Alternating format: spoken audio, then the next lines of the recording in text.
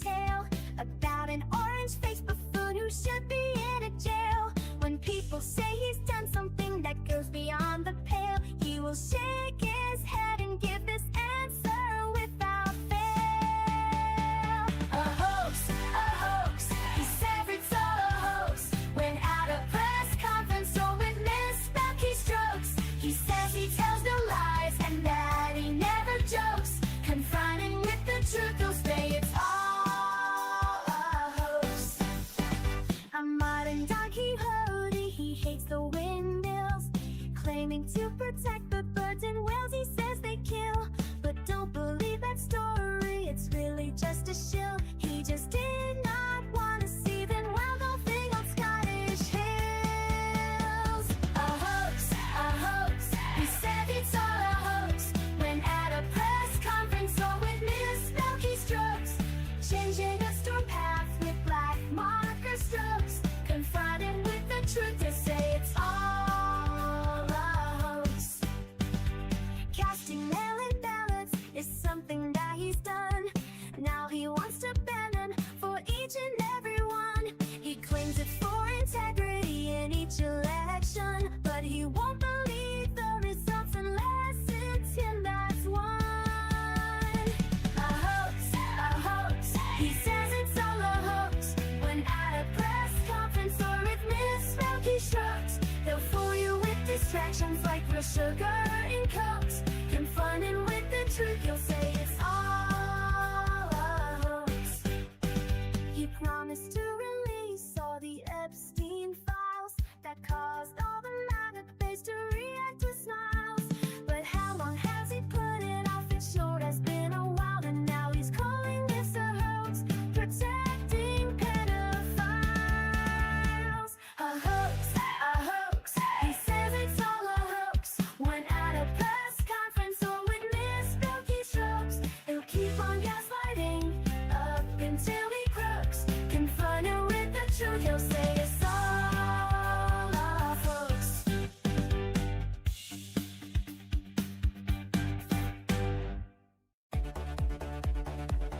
Trump piled debt, trillions tall. Promised Mexico would fund that wall. Praised dictators, said they're strong. Had Joe done it, they'd say he's wrong. Had Biden done it, MAGA would flip. Had Biden done it, whole numbers would slip. Had Biden done it, they'd scream foul play. But Trump did it, so it must be okay. Goes through crises, storms and more. Called soldiers losers who died in war. Hire his kids to run DC. If it was Hunter, they'd scream treachery.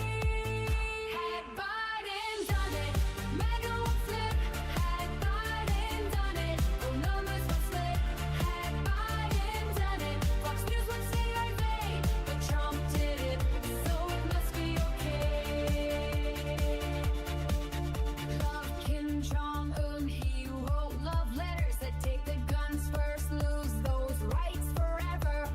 Signed you spending bills with glee. Had Joe done that, it'd be tyranny. Had Biden done it, MAGA would flip.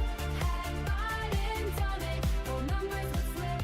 Had Biden done it, they shout out today. But Trump did it, so it must be okay.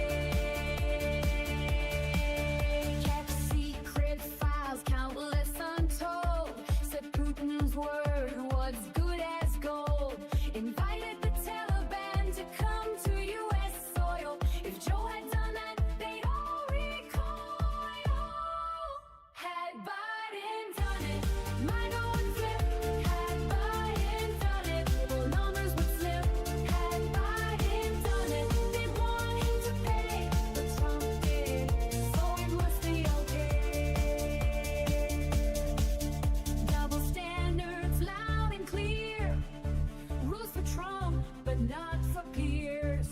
What they call treason, if Joe's the name, is patriotism when Donald's to blame. Had Biden done it, MAGA would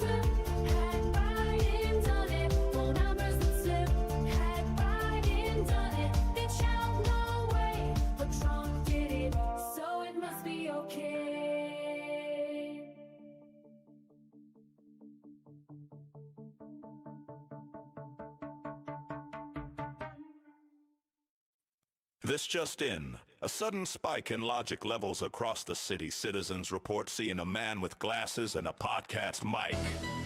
We go now live to Liberal Dan.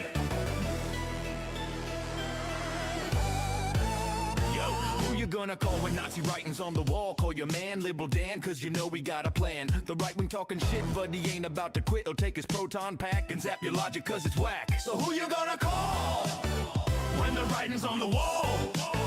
Call your man Liberal Dan, and the rhetoric will fall. It's being reported that Liberal Dan is setting up what appears to be some sort of straw man containment field. Calling out your lies with his mic, he'll vaporize. Cross the streams in your dreams, bitch, you know that he's too wise. You're like Slimer talking crap, but you walked into his trap. Yo, it's more than entertainment, it's misinformation contained. So who you gonna call when the writing's on the wall? Call your man Liberal Dan, and the rhetoric will fall. The Statue Liberty, the writing you can see. So bring the huddled masses, it's a war of the classes. While Trump may think he's Vigo, Dan can cut through that ego. He's got the facts to prove him wrong, got that logic like Egon. Your logic is a ghost, cause you know this chick is toast. When you follow MTG, it's conspiracy, you'll see. There's no need to taser, he's got wit like Occam's razor. Liberal Dan cuts those lies with his Jewish face laser. It's unbelievable. Liberal Dan just used the literal dog whistle to lure a large group of internet trolls into what is being called a self-collapsing rhetoric singularity. In all my years of reporting, I've never seen anything like this. So don't call to be a heckler, you ain't no Judge Rexler. He'll bust you like Scolery, cause your logic's looking hairy. Right-wing callers think they're cool, but they sounding just like Zool. You the dog, he the man, and yo, his name is Liberal Dan. So who you gonna call when the writing's on the wall? Call your man Liberal Dan, and the rhetoric will fall. Liberal Dan, Liberal Dan, Liberal Dan.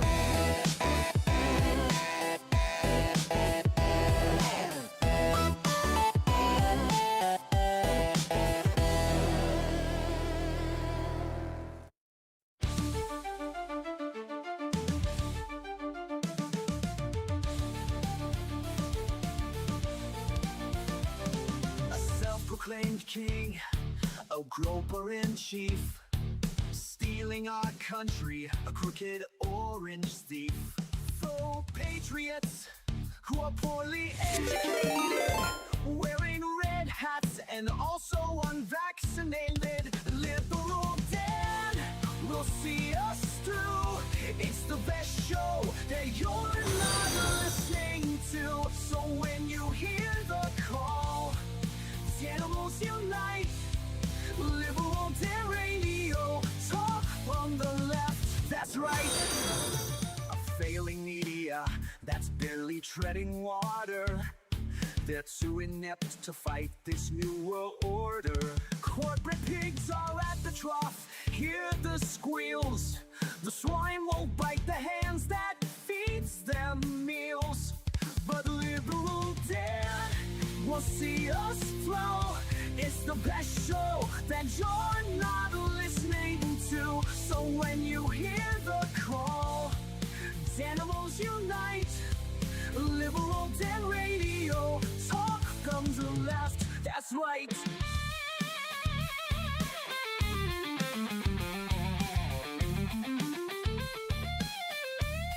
A leftist voice on air, exposing MAGA treason, breaking through their lies with facts, logic, and reason. Unmasking hypocrisy, the truth will be our guide. Call out their lies, justice is on our side. Cause Liberal Dan will see us through. It's the best show that you're not listening to. So when you hear the call, animals unite.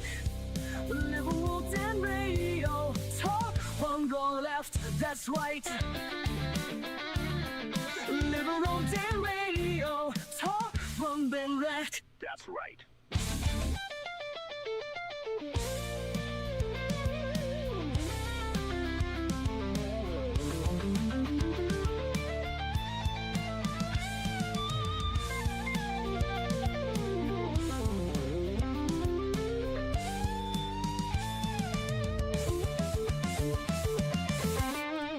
And welcome back to Liberal Dan Radio, talk from the left, that's right. This is your host, Dan Zimmerman, coming at you live from New Orleans, Louisiana. To join the conversation, you can join us in either of the chats with all the sparklers are. Welcome, House Sparks, CSL, Andrea, and everybody else who's come over from the House Sparks Mega Worldwide at Infotainment Wars on YouTube. Appreciate y'all for coming by after watching his magnificent show to come in and watch mine as well. So, and no, YouTube, I am not going to start inserting ads just because I had a whole bunch of people join the show. That's not how we roll here on Liberal Dan Radio, talk from the left, that's right.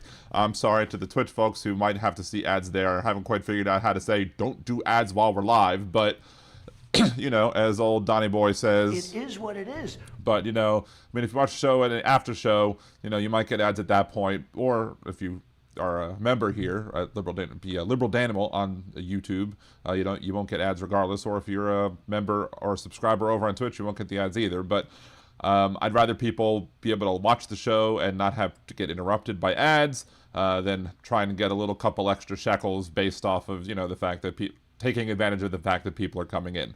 So anyway, big shouts out to all of the folks who have, again, come on in with the House Sparks raid. Thank you so much. I appreciate y'all for stopping by. If you're on YouTube right now and you haven't smashed that subscribe button, please make sure to do so, and make sure to like and share and everything like that. It helps the algorithm, because as we all know, algorithm needs more rhythm, right? So, hey, Teresa, good to see you. Aaron, one half of the Mod Squad, good to see you as well. I'll try, and Jolie is here as well. Good to see you, the other half of the Mod Squad, the best Mod Squad on the planet. Andrea is also great as well, as is CSL, but they're not my mods, so I give Aaron and Jolie a little bit of a bump above them, but they're awesome too. So no hate, just love for everybody, right? Anyway, so let's talk about some of the issues that are going on today. The one thing I saw today that was just absolutely just mind-blowing, absolutely mind-blowing, was Don Colossus. Don Colossus. When the world leaders arrive at the Group of 20 summit hosted by the United States in Miami, they'll be greeted by a massive golden statue depicting the owner of the summit venue, a man who also happens to be president of these United States. A new statue of Trump has been funded by a group of cryptocurrency enthusiasts who have named it Don Colossus and commissioned the likeness of the president as a way of drumming up publicity for their meme coin, Patriot. According to the New York Times, thank you, Alyosha, for the bits. According to the New York Times, a steel and concrete pedestal has been built for the statue, which is being sculpted by Alan Cottrell at Trump National Doral outside of Miami. Cottrell, an Ohio-based artist who has built other statues of former presidents and has at least one piece on display in the art collection, told the Times the crypto bros who commissioned the 15-foot bronze piece. It would be 22 feet on the pedestal. Asked him to make some improvements to look like the nearly 80-year-old president. I had him very lifelike. The Cribla guys said I had to get rid of some of the turkey neck. I had to thin him down. That's hilarious. According to the Times, he said he's owed $90,000 by his patrons out of the $150,000 lump sum he was to be paid for the rights to the statue. The statue will not leave my foundry until everything they owe me is said. Of course, with Trump coin taking a steep dive and plummet, I guess, you know, I wonder if he's going to be able to get the money as well. Maybe these crypto bros are trying to be like Donald Trump and try and commission some work without having to pay for it. Newsflash, if you want to be like your boy Donald Trump, in order to, you know, basically screw people out of their money, you have to actually get it first before you refuse to pay. That's how your boy made a whole bunch of money, stealing a whole bunch of money out of his own casinos and then refusing to pay people, basically stealing their work. But the thing that just amazes me the most about this is that MAGA, you know, we already said that MAGA was a cult. We already know that MAGA is a cult.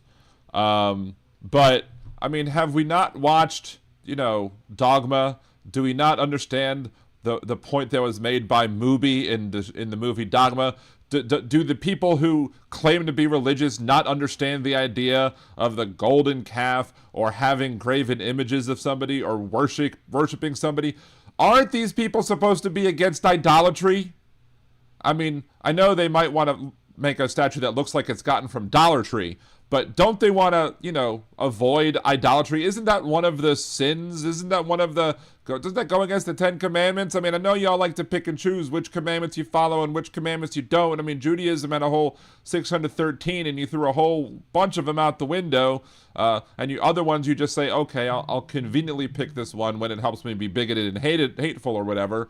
But holy crap, the fact that they literally are making an idol to Donald Trump so they can worship is just... These people should never come to you about religion and try and tell us about religious beliefs. And we'll have more to talk about the religious folks in a little bit, because one of the last things we're going to do on the show is going to be watching some videos from this group who claims to be all about Jesus, but in reality is all about hate and bigotry and everything John Fugelsang would tell you that is not Christianity is not about. And I would trust John Fugelsang and his book about religion than I would many of these MAGA Christo-fascists, right? So, well, there's the golden calf, yeah. Well, I mean, there's a golden calf, there's a golden cankle, there's a golden turkey. Well, apparently he got rid of the golden turkey neck. I wonder if there's a golden bruise on the hand of the idol. There's the golden comb over. There's a whole bunch of things, not just a golden calf here on this statue to Air Donald, right? So I wonder what they would have think when they hear that Jesus was a brown-skinned, anti-wealth, homeless Palestinian Jew. I wonder what would have happened if somebody decided to make a golden image of the last president of these United States. Had Biden done it, MAGA would flip. Had Biden done it, whole numbers would flip. Had Biden done it, that scream foul play. But Trump did it, so it must be okay. Dragon Rider over on Twitch, they should send the statues of Trump and Epstein holding hands that have graced the National Mall a few times and said that would be hilarious. How much of the donations went into Donald's pocket? Or will it ever have anything more than just a concrete plinth? No idea. I mean, Donald Trump has found many different ways to monetize his presidency to make sure that he can get, you know, as much money from y'all as possible. Of course, nothing is going to... If he actually gets this and successfully does it, nothing will beat the impending settlement that he'll order the Department of Justice to have the IRS settle with himself so that he can make billions of dollars off of a big nothing burger. Because again, back in 2016, I said, when they were talking about how Donald Trump is going to turn Washington, D.C. upside down, I said, yeah, he's only going to turn Washington, D.C. upside down so they can shake it like a couch and get all the loose change that falls out. Of course, that was well before we had couch fucker J.D. Vance involved as well. So, anyway. So I beat you to that one. Nice. Let's see, they're going to save money by painting the face gold and leaving the rest of fine fiberglass white and matches orange on the Donald's face that way. Exactly. Cosmic Rose, when are your phone calling days? Usually when I get done with a lot of the topics I want to talk about, I'll open the phone line. So it could be later today. Depends how tired I am. I was a little dozing off a little earlier today, but we may have call-ins later today. We'll see, but probably Wednesday or Thursday, definitely. Thanks for the follow. But yeah, we'll... if there's a demand for it, maybe we'll open up the phone lines between stories or whatever. It's usually easier for me, because I like doing the phone calls at the end of the show simply because it makes it easier for me to use the Opus Clip software to be able to make the small little clips and not have to worry about having phone calls get clipped. Sometimes it happens. It is what it is. Oh, wait, that's Donnie Boy's line. I'm sorry. It is what it is. Thank you, Donald. Let's see. In New Orleans, National Guard soldier leaves AR-15 in French Quarter bathroom. The Louisiana National Guard confirmed Monday that one of its soldiers left an assault rifle in a Bourbon Street bathroom while on patrol in the New Orleans French Quarter. About 350 National Guard soldiers are currently on patrol in the quarter as an extra layer of protection during Mardi Gras. I mean, how dumb is that? I mean, this is now getting to the point where this is like the weekend before Mardi Gras weekend, but it's still a big parade weekend. And yeah, they left a frickin' assault rifle in the bathroom of the hotel. On Sunday night, one guardsman said it went to the Lafitte Hotel on Bourbon Street to use the bathroom. A picture posted on social media shows what he left behind in his AR-15 leaning against the sink. French Quarter residents who saw the post were troubled by what could have happened. Feel bad for him. I don't feel bad for him. He should be smarter than that. The incident is particularly concerning given last year's Bourbon Street terror attack that's fresh on people's minds. Anyone who figured they wanted to be a hero, do another attack on the French Quarter, it could have been bad. National Guard spokesperson confirmed the incident, shockingly enough. The weapon was returned to the Louisiana National Guard, and the soldier in the incident is being handled internally. Handled it, you say? Oh my. Trusted every game. Imagine if Hunter Biden left an AR in a bathroom, especially after his dad sponsored the assault weapons ban in the 90s. I wonder what would have happened. Had Biden done it, MAGA would flip. Had Biden done it, whole numbers would flip. Had Biden done it, the screen fell play. But Trump did it, so it must be okay. But speaking of the fact that we have a president that wants to, I guess, enjoys idols built to himself and wants everybody to worship him and wants to put his name on everything under the moon and stars and sky and whatever, Donald Trump has been ordered by a court that they must release billions in frozen funding for the Gateway Tunnel project.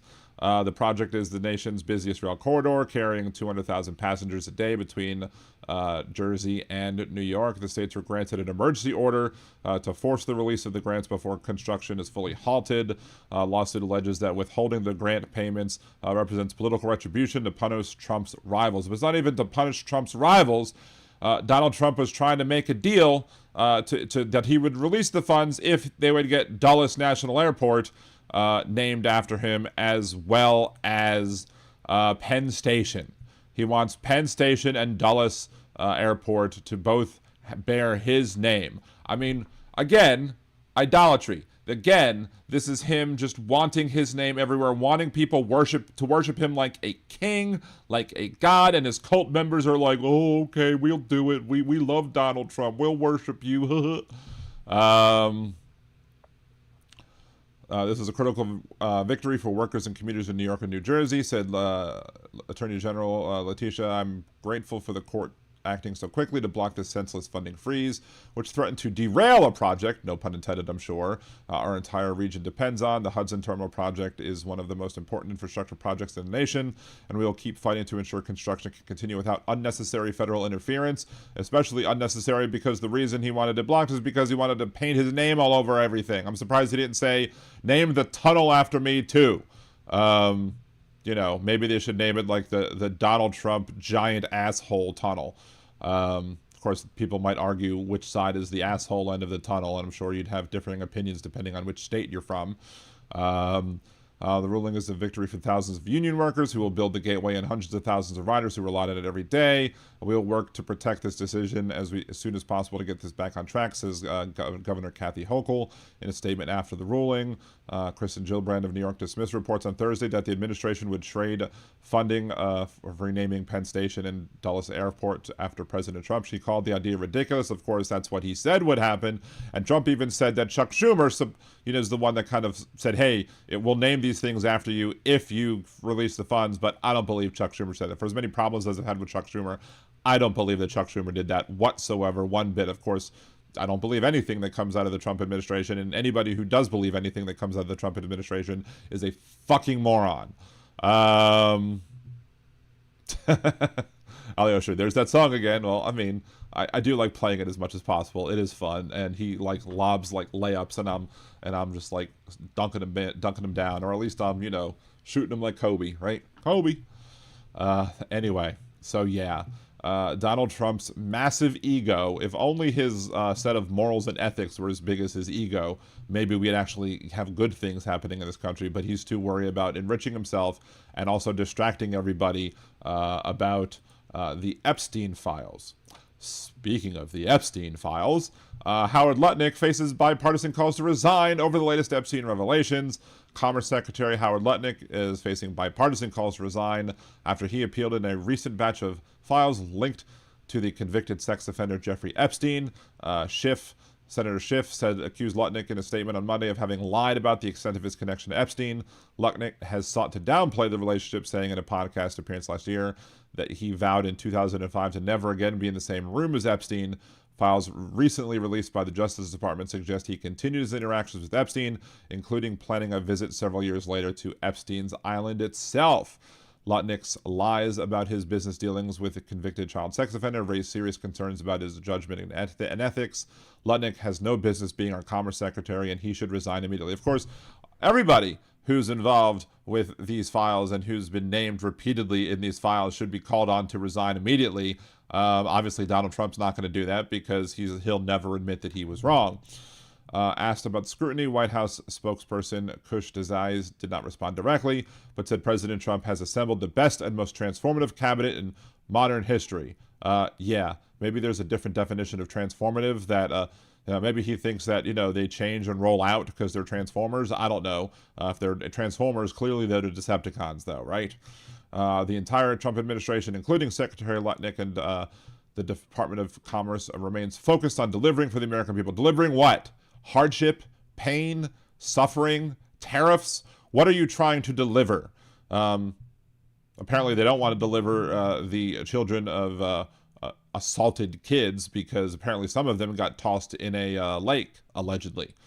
House Oversight Chair James Comer, who's leading an investigation into Epstein, has already subpoenaed multiple associates, did not rule out issuing one for Lutnick, but said the panel's outstanding subpoenas will take priority for now. Of course, I will not hold my breath waiting for James Comer to subpoena Lutnick because we all know what's going to happen. Probably the same thing that happened with Ghislaine Maxwell, which is, her pleading the fifth and not admitting to anything and not helping anything out, period. We're interested in talking to anyone that might have any information that would help us get justice for the survivorship. How about just releasing the damn files unredacted with the exception of redacting the victims? And you could even include the people who might have supposed active investigations about them. Schiff is joining a bipartisan chorus of House members who have in recent days called for Lutnick to resign or be fired, neither of which seems to be happening. Rep.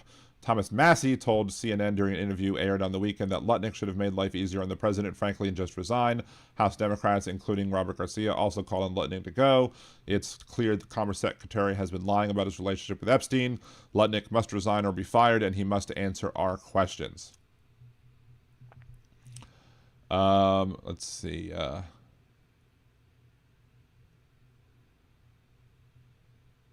Let's see. Truly, even interviews seem baffled that Biden didn't care about getting credit for infrastructure projects he signed on funding for red districts because, as he said, where it was needed. Apparently, that's a losing political strategy in 2026. Yes, it is. And also atrocious at every game. If you take into consideration the state of Louisiana created Gumbo 2.0, but instead of spelling Gumbo G-U-M-B-O, he spelled it the Louisiana way of G-U-M-B-A-U-X, and that was going to be our high-speed internet project that would be giving high-speed internet to people in rural areas. Of course, this high-speed internet project was funded by what?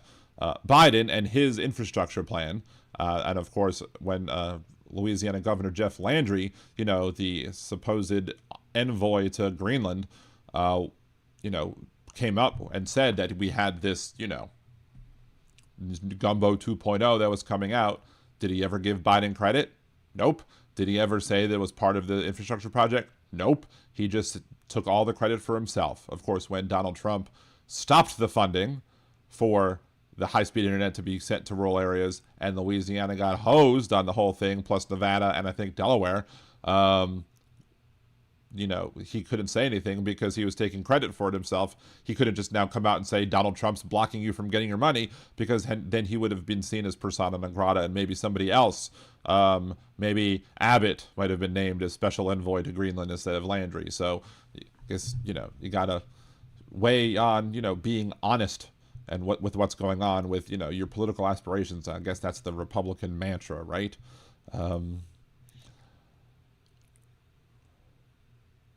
So let's see, whatchamacallit. And of course, Ghislaine Maxwell pled the fifth in House oversight Epstein investigations as well. Speaking of Epstein, congressional investigation into convicted sex offender Jeffrey Epstein hit its latest snag Monday morning when Epstein's longtime associate Ghislaine Maxwell declined to answer questions in a sworn deposition. She's now currently serving a 20-year sentence for her part in Epstein's sex trafficking scheme, invoking her Fifth Amendment right over video from her prison camp in Texas, months after she had been subpoenaed by the House Oversight and Government Reform Committee. In a copy of Maxwell's letter, lawyer's opening statement obtained by Politico, David Oscar Marcus, reiterated that grant of clemency would facilitate her testimony, a power only President Trump can bestow. He has not ruled out issuing a pardon. Of course he hasn't. Only she can provide the complete account. Some may not like what they hear, but the truth matters, according to his prepared remarks. For example, both President Trump and President Clinton are innocent of any wrongdoing. Ms. Maxwell alone can explain why, and the public is entitled to that explanation. Interesting that she's willing to say that Clinton and Trump are innocent of wrongdoing. Of course, I would like to hear why, but I don't necessarily think that should come with pardon or clemency or anything for her terrible actions, because she's a horrible person and should be rotting in a more serious prison than the Club Fed that she got sent to. He also said some of Maxwell's legal proceedings are still ongoing, blah, blah, blah. Unfortunately, she had an opportunity today to answer questions that every American has questions that would like to be answered, and she chose to invoke her Fifth Amendment right.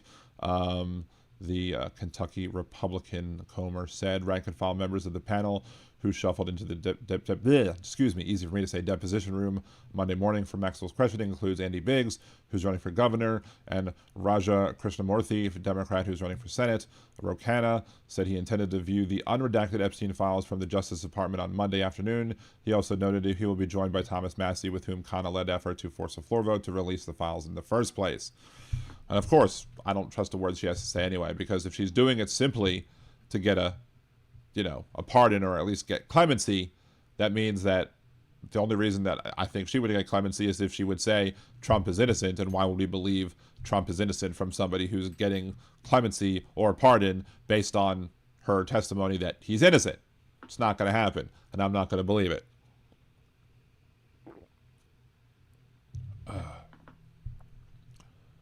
Anyway, so what else? Of course, yesterday was the Bad Bunny halftime show versus the White Supremafest from Toilet Paper USA. I mean, Talking Points USA. I mean, TP is TP, right? Except I'm sure TP USA is probably much harder on the anus than a regular old sheet of two-ply is. Maybe these people, heard the story about the whatever in France and was like, oh, let's get some ordnance up there too, right?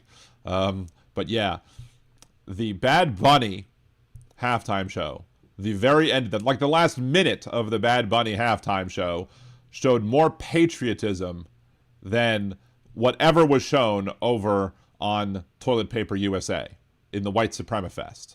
Because you can't support white supremacism and claim to be patriotic. I mean, a lot of people do, because those people are white supremacists and want a whites-only country. That being said, Bad Bunny comes out there, the only words in English that he said, besides the United States, was God bless America, and then started listing all of the countries in the Americas, that are part of this, hemisphere. Those people would never do that. Together, we are America, is what Bad Bunny says. Those people over at Talking Points USA want us all to be apart, want us all to be separate, want to just kick everybody out who's non-white, because they'll embrace the white South Africans without a problem when Trump brings them in. But anybody else, doesn't matter if you're here legally or not, doesn't matter if you're a citizen or not, doesn't matter anything. They just want to kick you out and get rid of you, because that's how they roll. So, and of course, to back up the racism of Donald Trump and his administration, we have the picture of the Obamas that he showed that was posted to his official Donald John Trump Truth Social account. And there's so many things wrong with this that we could talk for hours about it, probably. So many things wrong with the picture showing the Obamas as apes. I mean, anybody who doesn't realize that this is, a racist thing to do, you're stupid. Then people started trying to claim it was the Lion King. It was something from the Lion King. There were no apes in the Lion King. There was only one monkey, and that was Rafiki. And none of them were represented as Rafiki. So, I mean, don't challenge the Disney files on this one either, because the Disney files are going to learn you about anything you get wrong about what happens in a Disney movie. So there's that. And then it was Trump didn't apologize. He didn't think he did anything wrong. But then he blamed it on somebody else. It wasn't him that posted it. He blamed it on somebody else. Well, if there wasn't anything wrong, why do you have to blame it on somebody else? And of course, your whatchamacallit, propagandist in chief, she was out there, you know, also saying this is fake outrage. This is people making up controversy where none existed. Of course, it's bullshit. One of the things I said, I called into Jeff Carrero's radio program this morning on Ringside Politics, and I basically was like, look, one of the problems here with this administration is that they will never admit that they're wrong. And the problem is conservatism likes to believe that if you admit wrongdoing, if you apologize for anything, that's somehow a sign of weakness, when in reality, apologizing for something shows strength, not weakness. If you have the strength of character, the strength of moral character to stand up and say, I did something wrong, I apologize for it, I'm sorry, that tells me more about you as a person than anybody who refuses to admit they ever did anything wrong. If I make a mistake here on Liberal Dan Radio, talk from the left, that's right. If I report something wrong, if I say something wrong, if I say something terrible, I will come back and I will apologize for it. I will say a mea culpa. I will admit that I was wrong, and I will work to go ahead and move forward and try and fix any problems that I might have created with my wrong statement. But not Donald Trump. Not the Trump administration, not these MAGA folks. They view the apology of anything. I'm surprised any of these people go to confessional, because to them, apologizing is seen as a sign of weakness. And you wouldn't want to be weak in the eyes of Jesus, right? I mean, come on, man. Mud over there on YouTube. The buck stops. Hey, over there, a squirrel. Exactly. Didn't Donald ask to be introduced as the president of Puerto Rico? Well, I mean, he posted himself as being the de facto president of Venezuela, so there's that. But yeah, the entire halftime show was as somebody said, somebody got married at half the show is great. But I mean, it just, his criticisms of the halftime show, and then Talking Points USA saying this is an American halftime show. Bad Bunny's an American. He's from Puerto Rico. You're a bunch of dumb motherfuckers if you don't understand that fact. Period. Like, I don't understand what's so hard. So, of course, you're going to have the bigots who support Donald Trump because he's a bigot. They're all going to be bigoted together. Of course, I think at Donald Trump's Super Bowl watch party, they were watching the halftime show and not the Talking Points USA show. So, I guess hypocrisy is the conservative prerequisite. It may be enough people there wanted to actually see what was going on in the halftime show, which is well produced. It was great. Granted, I don't speak much Spanish, so I didn't understand many of the words that were happening, but, you know, it was probably much more well produced than the fact that, you know, the Talking Points or Toilet Paper USA show that they had going on, that I think A, was pre-taped, and B, they couldn't even stream it on Twitter because of some licensing issue, so they had to fall back to, I think, on YouTube, which I don't know how that works, because YouTube always loves to put copyright violations up or whatever. I don't know. But, I mean, the fact that they couldn't even get that thing right just goes to show you how much of a shit show Toilet Paper USA is. So, Church is living in, we're past the auto pen conspiracies, we're auto tweet. Well, here's the other thing, though, is that if I was ever president of these United States, if I was ever president, I would not allow anybody to use my personal Twitter accounts or social media accounts or whatever to post anything in my name. Now, if I owned Truth Social and I was the president of the United States and I wanted to have an account that my underlings would post to in my name, I would be like the office of the president or something like that, and make that a Twitter handle, and then allow aides to post things under there.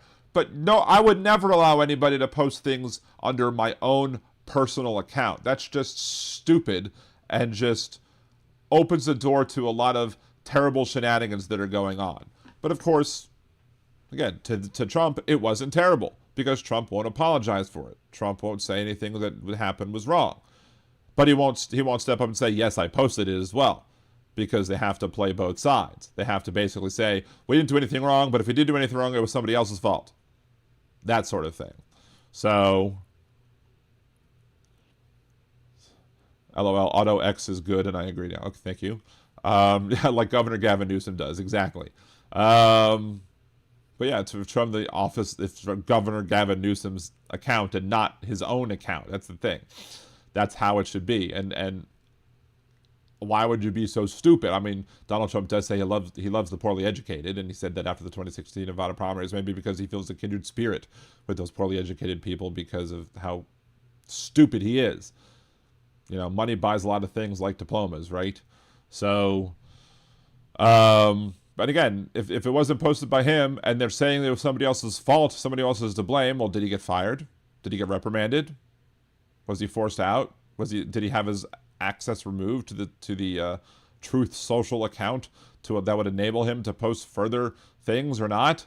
Like, to me, you know, that's just, again, another example why I don't believe anything coming out of this administration, because they can't get their story straight, even when, you know, they don't believe anything that they did was wrong. So, Frank Stoller, we have bigger problems than a football halftime show. Of course we do. But the fact that they made such a big stink about a football halftime show just goes to show that they, again, want to distract everybody from the other things like the Epstein files and like all the other BS that's going on in this country. Fan saying, well, Donald is pretty stupid in general. See hopping on cryptocurrencies and then it falls off a cliff in 6 months, or his multiple bankruptcies. Well, look, here's the thing, and I always say this on the show, and I think this is a failure of the corporate media, because Donald Trump's bankruptcies at his casinos were not ineptitude. There was not. It's not an example of his stupidity. It's not an example of him being a bad business person.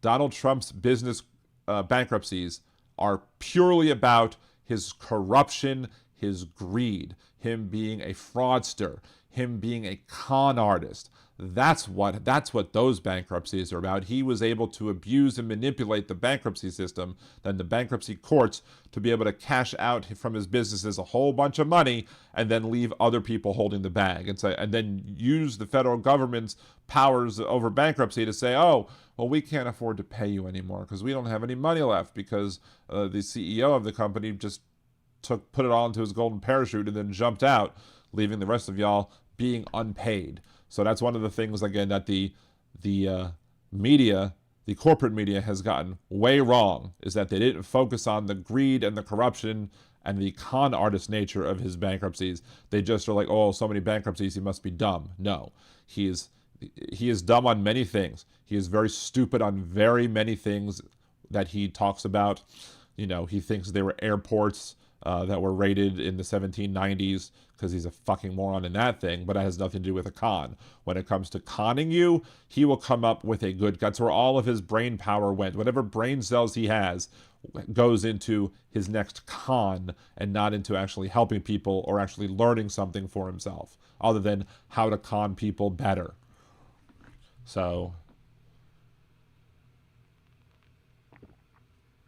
Van Sandal, on the other hand, he got caught and convicted of fraud because he didn't know how to hide it well. Well, sure, that's an example of stupidity, but because that wasn't necessarily fraud in bankruptcy areas. That was fraud in other areas. And it was also probably partially having to do with the fact that, you know, his idiot kids were in charge of it too, right?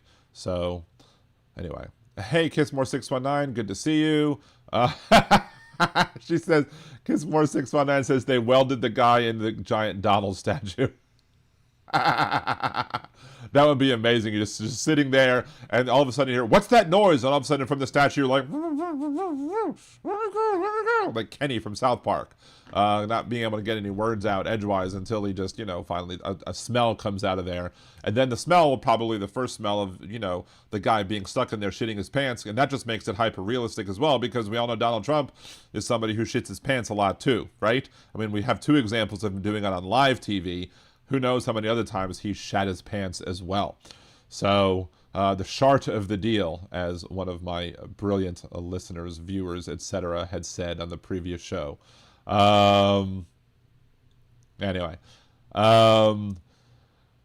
Yeah, they regret they didn't talk about Biden's stutter enough. Exactly. And Biden, you know, people trying to say that he had problems. So like, no, it's a stutter. I had even people on the left who was trying to argue that it wasn't a stutter. I'm like, because those people were mad about Bernie, and I'm like, you know what? It's a stutter. Stop making fun of it. He's dealt with a stutter all of his life. That's why some of the things come out in the way that it does, or the way that those things come out. So, let's see. What's next? What comes next? Bad Bunny, National Guard, Trump's name on Penn Station in Dulles, Don Colossus, the racist monkey picture, no mistakes. Oh yeah, let's talk about this. Let's flip down here and we will talk about the Greater Than campaign, shall we? This is an initial portion of, I guess, an intro video from this account called Them Before Us, and it's Greater Than or whatever, and here's a little dude in his three-piece suit or whatever, and some other people talking, and we're going to talk about this small part of this ad briefly, then we might talk a little about this little clip from this video channel or whatever on YouTube, and then we may listen to one of the podcasts for at least a little bit to talk about what's going on and how they're trying to overturn Obergefell v. Hodges. Marriage is actually the most basic institution of human civilization. It's basic? I mean, like you know, like a basic white person or whatever? Is that the basic it is? I mean, there are a lot of people who apparently have problems with marriage. I mean, if marriage is so basic, why did Donald Trump get married 3 times? Right? If marriage was so basic, why couldn't he stay faithful to his spouses? Maybe it's not as basic as you think it is. Let's continue. When Obergefell redefined marriage to include same-sex couples, it was billed as a win for adult equality. And it was, because previously people who should have been able to get married and had equal protection of the laws guaranteed under the 14th Amendment of the Constitution were not able to get married until Obergefell v. Hodges was passed and was signed or was ruled on by the Supreme Court. And now, you know, we have marriage equality, and people aren't denied the rights that other people have that come automatically with marriage, as people used to call legal incidents of marriage, is how they would refer to it, because that's a lot of the statewide gay marriage bans didn't just say back in the day that you could not marry somebody of the same gender. They also said you could not enter into an agreement that conferred the legal incidence of marriage, even if you wanted to call it something else. So even if you had, for example, a state that would have wanted to say, okay, we're going to give civil unions to anybody who wants them on top of marriage, the states that passed these bans that would have prohibited any unions that confer the legal incidence of marriage on one person to another, those would have been denied as well, because even though it had a different name, it would have had the same legal effect, and they did not want to recognize it. But we needed things like this because of like the case of what happened with Lisa Pond in Florida. Their family was on a vacation. Lisa Pond ended up getting sick, had to go to the hospital, and even though they had all of the legal documentation that gave medical power of attorney, etc., over Lisa Pond to her partner, guess what? They were not allowed. The partner was not allowed, and the kids were not allowed to come spend time with her in the hospital. And when called on it, the nurses were basically like, "We don't believe in that sort of thing around here."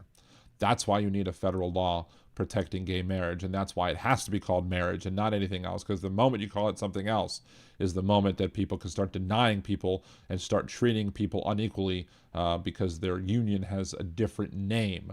So let's... In reality, it created inequality for children. Do y'all want to marry kids? Is that the point here? Do y'all want to marry kids because now kids are unequal? Like, I don't understand this logical reasoning or this illogical line of reasoning that they're presenting here. How on earth does allowing 2 adult people of the same gender to get married, how does that in all make things unequal for kids? This is how dumb bigotry is. They're scrambling to try and come up with some sort of argument to defend their shitty stance. And in reality, they're just making themselves look more and more stupid. Of course, everybody else who supports them are going to be like, yeah, that sounds smart. It made our children less than. How did it make children less than? That doesn't make any sense. Children, it doesn't affect children at all, except for maybe allowing children of gay parents to be able to, have two parents that are able to legally take care of them. Redefine marriage, you redefine parenthood. When you make No, because marriage, you're not required to be a parent to get married. There are people who are infertile who get married. There are people who wait till late in life when they can't have kids to get married. There are people who have no desire to have kids who get married. It's nothing to do with kids, you dumb shits. mothers and fathers optional in parenthood law, children are harmed. We now have these trite phrases like, So now you're going to say that people who have single parent homes, or maybe somebody who has a widow, maybe a military spouse whose husband died in the act of war, somehow they, because they only have one parent, they're somehow less than. You're making them less than. You are the ones who are manufacturing this bullshit that makes them less than. It doesn't mean you're right. love makes a family, or all you need is just love. All you need is love. All you need is love. Da, da, da, da, da. All you need is love. Love. Sing it, Yoda. Love is all you need. Yeah. Anyway. As long as your physical needs are met and someone is cheering you on, then apparently you'll grow up fine. But the kids. Yes. And there's no data that shows any differently. You might try and manufacture some data that says that these kids are somehow harmed in some sort of way because they have two dads or two moms or whatever. But, I don't believe any of the bullshit that you're going to say, because it's all going to be manufactured and manipulated some way to make yourself look right when in reality it's wrong. Aren't fine. The kids haven't been fine for quite some time. I mean, the offspring said the kids are okay, right? Or the kids aren't okay, but that's completely different. You redefine marriage, you have just destroyed the house. What about the Senate? Oh, different house. I'm sorry. You can put together a new house and claim it's the same. Children will know the difference. Children aren't going to give a shit as long as they have parents, people that love them. The parents of, parents of, in homosexual relationships are not going to have less love or less caring or less, ability to take care of their kids just because they're of the same gender. This is bizarre. This is dumb. This is stupid.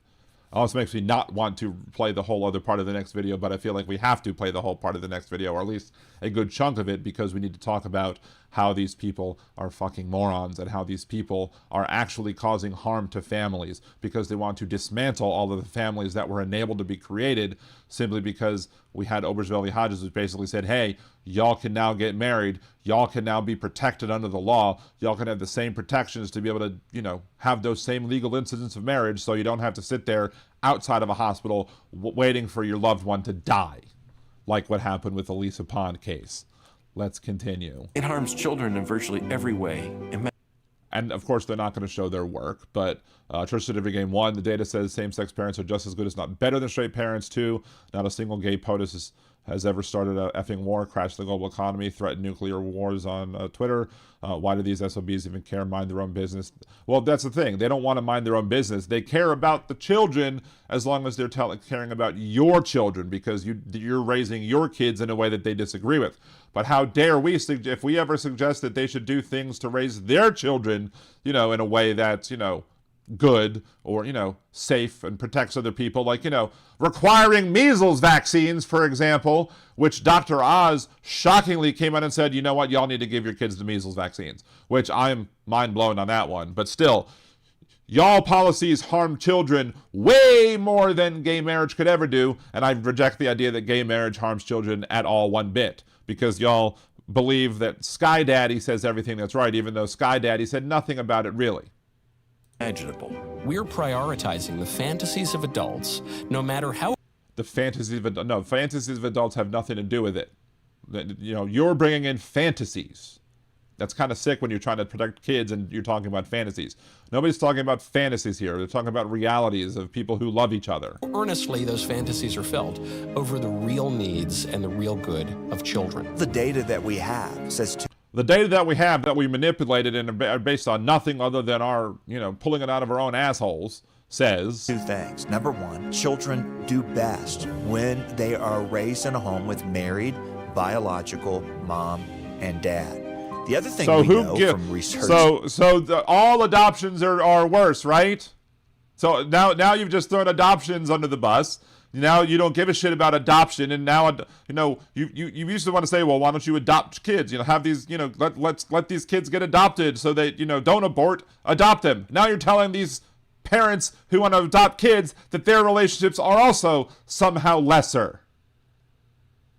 I don't think they think these through. I mean, that would assume that they have the ability to think. So I doubt that they have the ability to think. But if they did, they're not thinking this through properly because they're now throwing everybody else under the bus who they typically were supposedly supposed to support, right? I didn't even watch this. I only saw like the one early clip at the beginning, and I was like, I need to do more on this. And I'm just like, let me do a live reaction. So I'm watching it for the first time along with y'all, and makes me want to just punch through the screen and grab these morons and shake them and say, what the fuck is wrong with you assholes? Let's see. A Church's Game fun fact, Michael Knows has been on that podcast multiple times, I think. Oh, on the Whatever podcast? Oh, Jesus. I either I missed that or I forgot about it.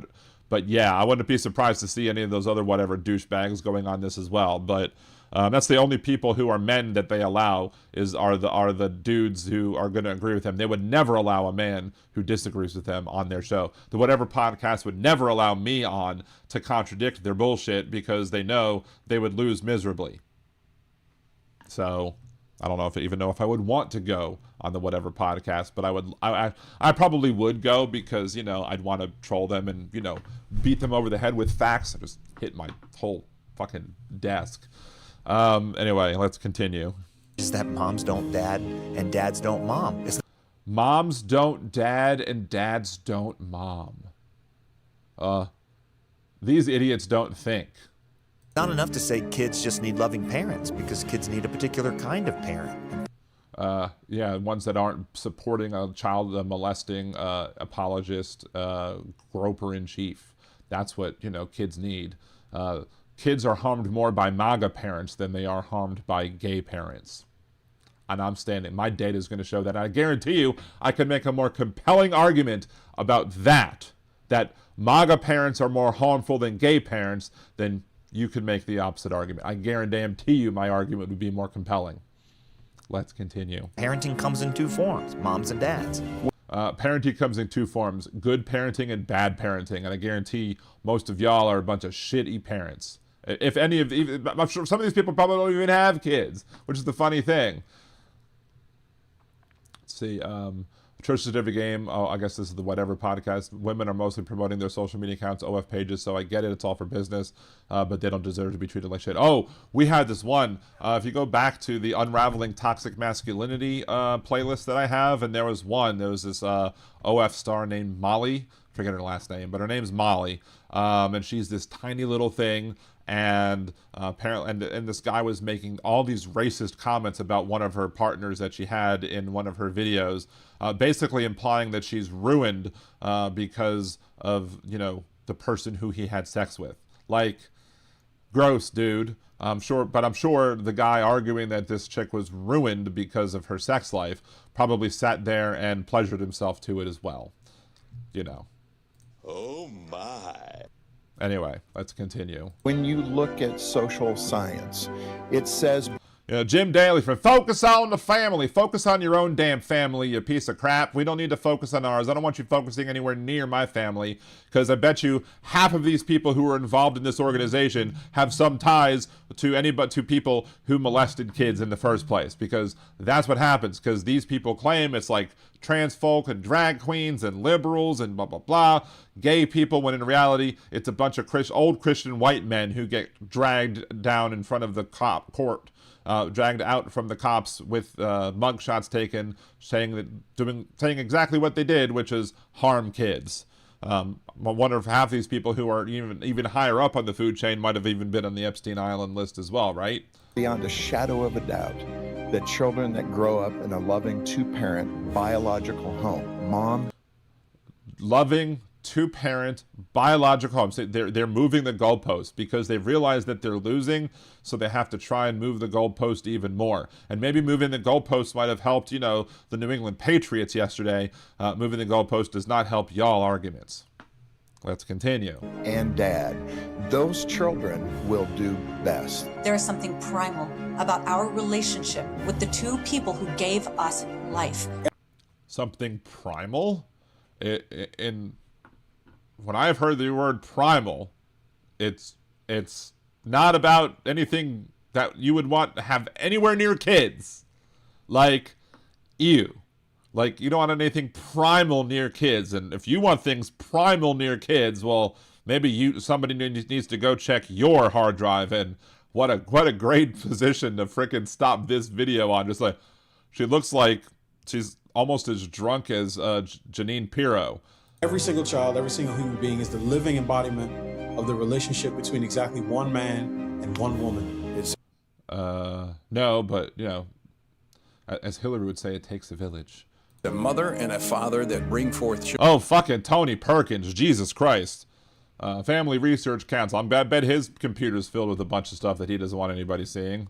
Let's continue. Children into the world, and that's by design, because those children need a mother and a father. There's two. And again, what happens if one of the parents died? Then F them. Somehow this parent can't do anything about it. There are plenty of single parents who raise their kids fine. There are plenty of gay parents who raise their kids just fine. And there are plenty of heterosexual parents who do shit jobs raising their kids. I would say that every single one of these people's parents did a shit job raising them. And if they're evidence, if they want to use themselves as evidence, I'm using them as evidence that heterosexual marriages and heterosexual unions and heterosexual parents absolutely can 100% fail when it comes to raising good people, because none of these people are good people. Let's continue. Legitimate ways to unite a child to adults. The first one is biology. If you make biology, that was vibology. I'm sorry, Paula. the baby, that baby has a claim to you. The second pathway is adoption, where a child has. Oh no! You can't have adoption because adoption isn't biological, and y'all have already said biological is the key, is the top thing. You can't now go flip flop and saying adoption is now okay and magically okay too. You can't have it both ways. I mean, people who like to go both ways, y'all be against anyway, right? Oh my. But you can't have it both ways. You can't sit here and tell us that a biological two-parent household is the way to go and then bring up adoption. Hypocrisy is an absolute conservative prerequisite. They can't even keep their story straight. For how long is this video? 3 minutes. This is a 3-minute long video, and they can't even keep their story straight, no pun intended, for 2 minutes of the video. Suffered loss, and a just society responds by placing them with parents who have undergone screening and vetting and background checks to as much as possible. And none of that prevents the people who do the adoption from being homosexual. I mean, I would guarantee you that Pete and Chance Buttigieg give you a much better raised kids than any of your stupid kids. I feel sorry for these people's kids because they're being raised with hate. They're being raised with bigotry. They're being raised to be assholes. And I hope they escape their brainwashing and are able to come into the light and see how shitty their parents are and reject them. And I guarantee you that some of these people's kids are probably going to turn out gay, and then they're going to, be like, so what, Ma, can't have kids now? Yeah. F off. Replicate the kind of protectiveness that a biological mother and father would. Oh, but you can't replicate it because that's the best thing, right? You said it. You said that's the tier. So if you're basically now saying that you can replicate what goes on in a heterosexual married biological household, then if you can replicate it with adoption, then the biological goes right out the window. You've now lost that argument. You either biological or not. If you can replicate what happens in a biological household with a non-biological household, then guess what? You can replicate it with other things too. Your argument falls apart more quickly than, Donald Trump's underwear after he sharts himself.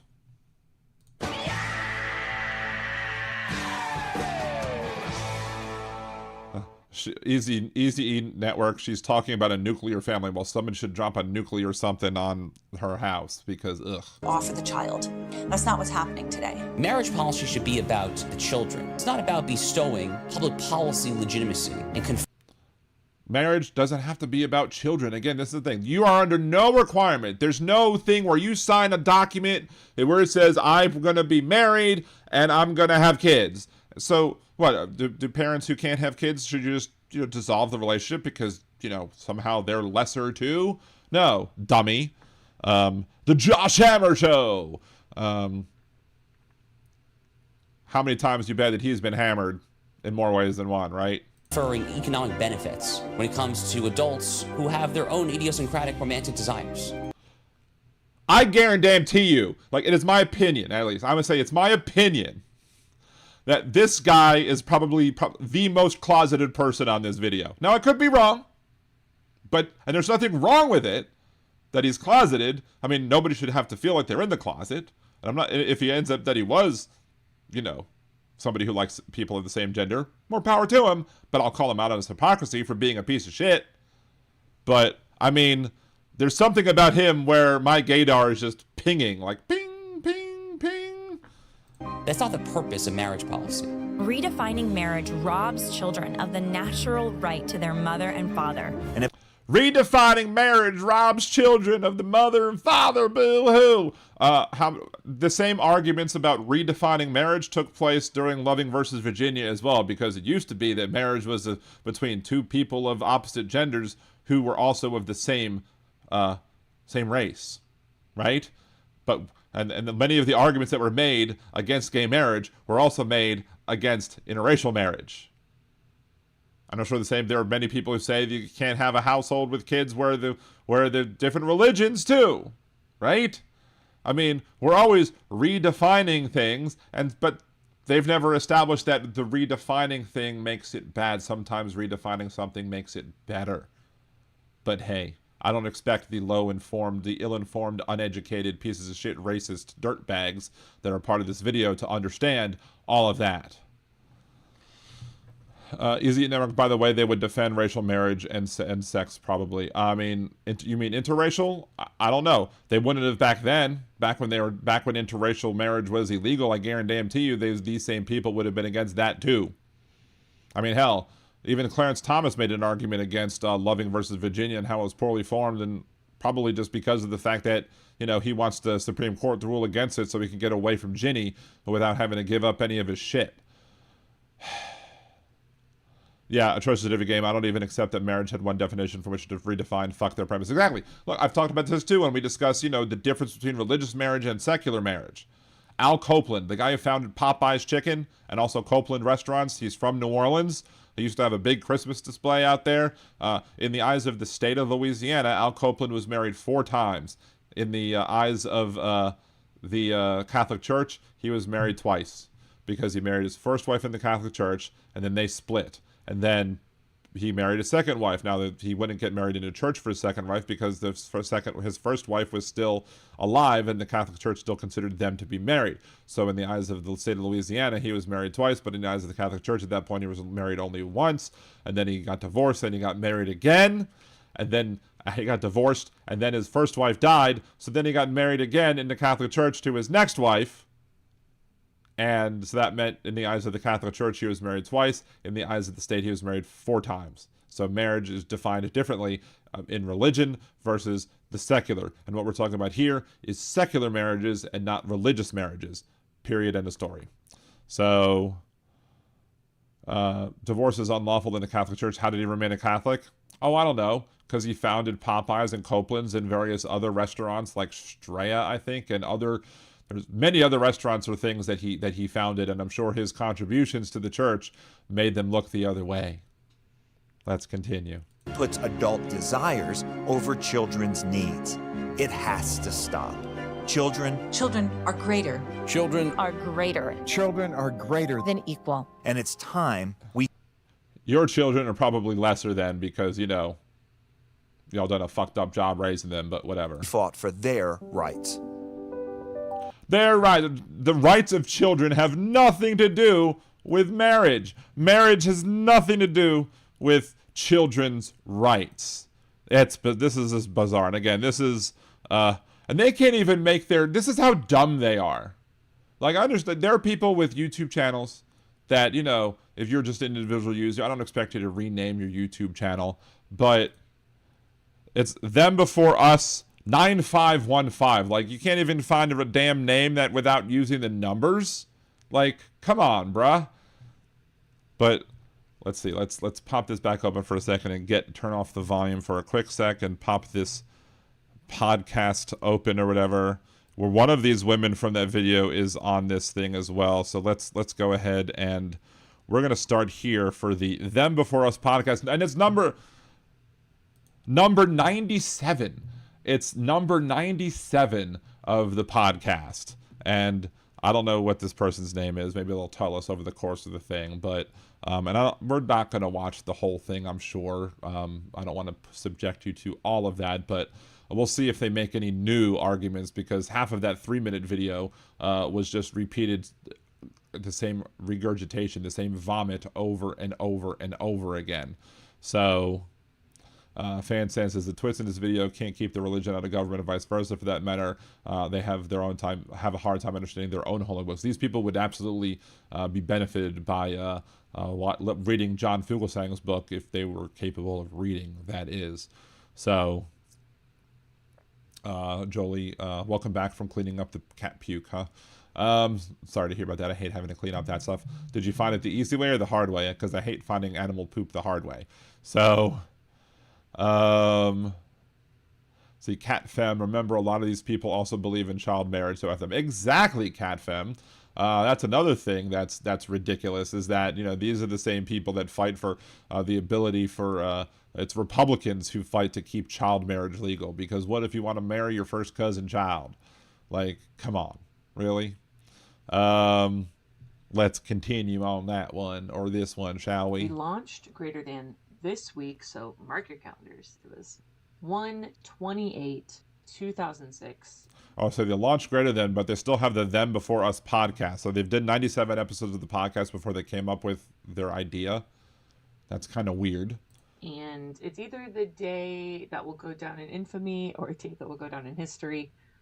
I feel like we're on the cusp of a historic moment, as I probably... A historical moment, a historic failure, so to speak, right? I mean, I guess they do have a different Supreme Court who doesn't believe in stare decisis, so it's very well possible that they could, you know, manage to successfully go after gay marriage rights. But let's continue with this person. Said those exact words when I was chatting with Katie about it later in this episode. And it's interesting, a few thoughts as we've launched. You know, we're getting pushback that, I mean... Kissmore 619, my cat purrs listening to you. Aw, your cat loves me better than my cats, probably. A boy cat or girl cat? Because, like, we've had boy cats who've liked me, but only one of the 3 girl cats likes me. So, which is a shame, because I picked out one of mine. I picked out Gloria, and Gloria doesn't like me, and it makes me sad. Because she is a very pretty kitty, and, you know, but Sylvester, my old orange cat, he used to just love on me all the time, and I miss that little boy. Anyway, let's continue. Who's the gay tennis player gal who is Eastern European? Martina Navratilova? Martina something. I wanted to. How can you talk about everything and not anything and not know Martina Navratilova's name? I mean, come on. What's wrong with you? McBride, I think that's a country singer. Anyway, you know, she's... How do you confuse Martina Navratilova and Martina McBride? Like, this is how dumb these people are. Pushing back, you know, a lot of it is folks who are saying, you want to destroy my marriage and my family. We've got people who are saying Trump doesn't even care about this. All the conservatives are already on board with it. This is pointless. We have people, the normal is you're homophobe. Cat Femme, it's proof that anybody could have a podcast. I mean, what's unfortunate is they might have even more subscribers than I. Let's check that real quick, shall we? Because we can pop back real quick to this. Let's, yeah, they have 3,000 subscribers, so they have more subscribers than I do. So I can't necessarily mock proof that anybody can have a podcast, because I only have 1,400. Now, granted, I have 1,400, but, you know... hints that the government might be protecting pedophiles. We've had growth in the last month, which is great to see, and I thank all the sparklers for helping that growth. But still, let's continue, shall we? Let's continue talking or hearing what this idiot has to say. Before we actually go back to watching about what the idiot has to say, 123 concurrent viewers on YouTube, but only 62 likes. So only half of you have liked the channel. So please make sure to like the video. Also, I might have missed something. Mad Mac sent 5 Liberal Dan memberships. So thank you, Mad Mac, for gifting 5 memberships. I appreciate you for doing so. Thank you so much for that. So, yes, JD Christie will read people. I guess that's also a point. It's hard to say whether or not those 3,000 people are legitimately actual users and not just bots, because I'm not somebody who's going to sit here and buy a bunch of fake subscribers just to artificially prop my numbers up.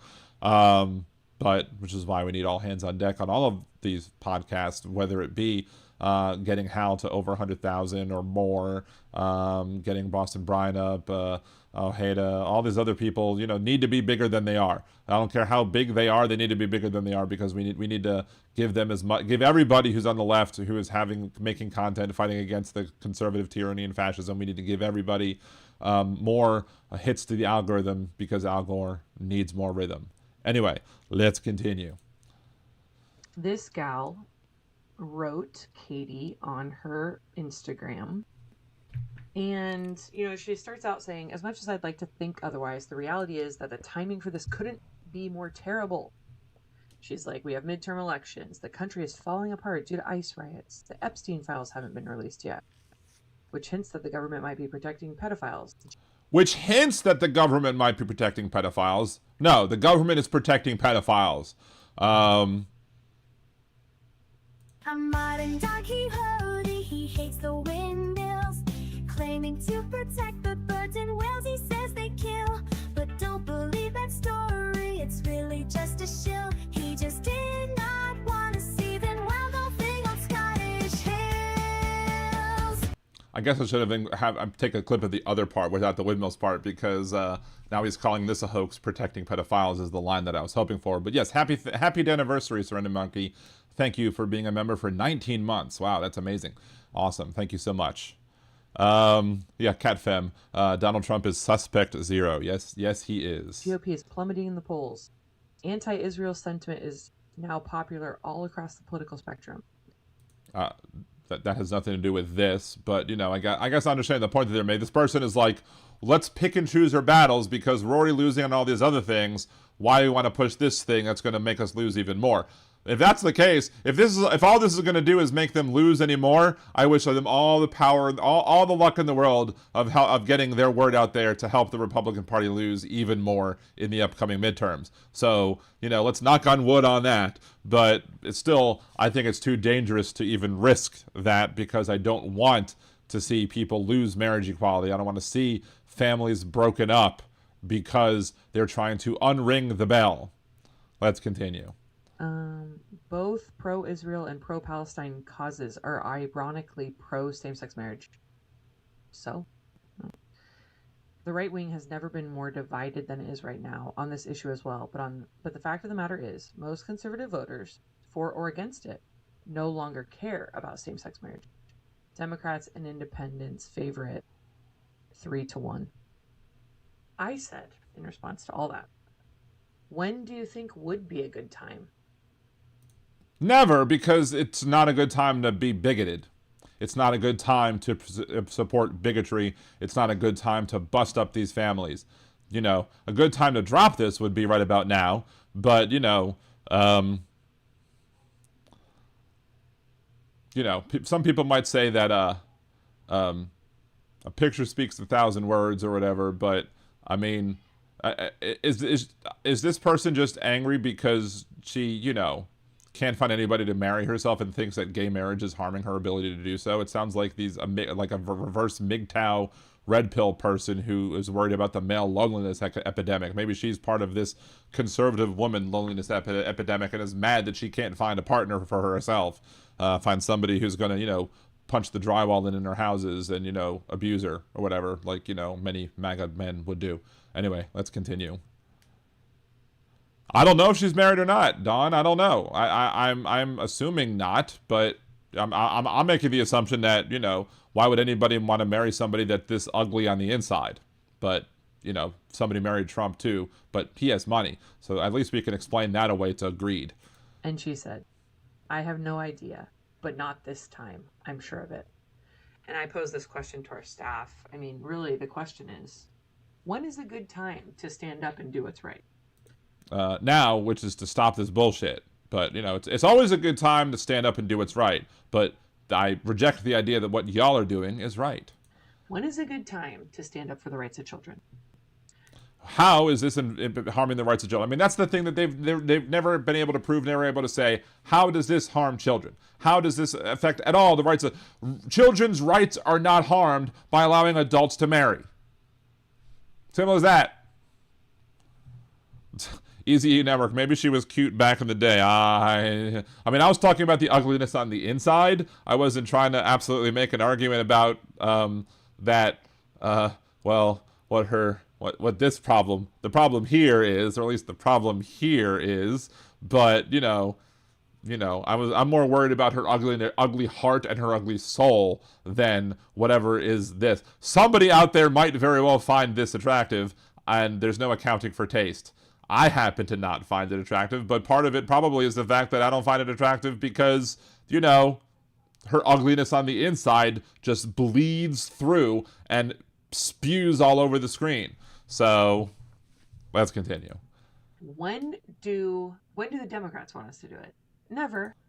No. I mean, no. The Democrats want you to stand. As long as you're going to lose, I'd love for you to do it now to help you lose more majestically. But again, I think that's a gamble that's too hard of a gamble to make. I don't want to have this actually take traction and then ruin people's lives simply to help electoral victories. I mean, that's maybe another one of the differences between the left and the right, is that we don't want to ruin people's lives just to score political points. They don't give a shit about whose lives they ruin to get their political victories. So they don't care. No, never. When do the Republicans want us to do it? Also never. They also don't want us to stand up for abortion. Abortion? Well, for a while you were right. I would say for a while that you were absolutely right, dead on balls accurate, if you will, because for a long time I made the argument that the Republicans never actually wanted to solve the abortion problem, or what they claimed was the abortion problem was legalized abortion, because then you get rid of it and then you no longer have to fight it. Unfortunately, Trump was able to get that victory and get the stupid ruling of Dobbs v. Jackson, which is so badly written. Go watch my video on that to explain why. But yeah, I mean, they actually got that done. That's why I don't want them to get this done too, because I'm afraid if it gets in front of the Supreme Court, then we're going to see marriages being destroyed and families being destroyed over bigotry and racism. It's not a, quote, winning issue politically. Yeah, exactly, Trish's Game. Thank you, Bernie or Busters. Exactly. I mean, I'm progressive. I would have happily voted for Bernie had Bernie made it out of the runoff, made it out of the primary, and made it into the general election. I've shared Bernie Sanders stuff since before he was cool, since before he had, 4% name recognition. I was sharing stuff from Bernie Sanders on my Facebook wall. Even before I had a podcast, I think I was sharing shit from Bernie Sanders. But, and big but, he screwed up himself. He screwed over himself when it came to the elections, because he just ignored the South, and you can't ignore the South in the primaries. It's like putting yourself in an insurmountable hole, and we've discussed that before on the show too, so let's not spend too much time talking about it. But as somebody who is on the progressive left, who would have happily supported the positions that Bernie Sanders supports, I can't sit there and with a good face and say that, with good faith, and say, hey, Bernie didn't screw himself, because he did. Now, were there bad actions by the Democratic Party? Sure. And I've criticized the Democratic Party for the stuff that happened, that they did, like Donna Brazile sharing debate questions and them punishing the Bernie Sanders campaign for reporting a bug in their software system, or in their that accesses the databases that shows the voter list, and he had access to Hillary's voters list, and they basically like, hey, there's a mistake here, we saw this thing that we shouldn't be seeing, and then they punished him for reporting it, because no good deed goes unpunished, right? But regardless of those things, he still made unforced errors that put himself into an insurmountable hole and couldn't win either election, even after when Barack Obama wrote the book on how to beat Hillary Clinton in a primary, and he didn't follow that at all. He just ignored it, and then cried about losing, and so did his supporters. So anyway, let's continue. The people who are against slavery doing it because it was politically expedient to do so? No. Politically expedient to do so? When has this a social movement that is required been good timing? Who says yours is required? Was Martin Luther thinking, I think this is good timing for me to start fighting for civil rights? Martin Luther King Jr.? Or are you talking about Martin Luther, like who nailed the treatises up on the wall? Like, this person is not very bright. I mean, Donald Trump must love her. I do not understand that line of questioning from people, especially when they have nothing to say about what timing would be good. How about y'all first explain, prove your point about, children being harmed and losing rights by allowing adults to marry. Children who can't sign marriage contracts, mostly, are harmed supposedly by adults signing marriage contracts. Like, and if a marriage isn't going to have, like, create kids, like, let's say, the only way that two gay men can create a kid is through adoption, like Pete and Chance Buttigieg. Like, I mean, I guess they could donate sperm and have a surrogate mother and blah, blah, blah, blah, blah. But, typically when you have two gay men having kids, they're adopting kids.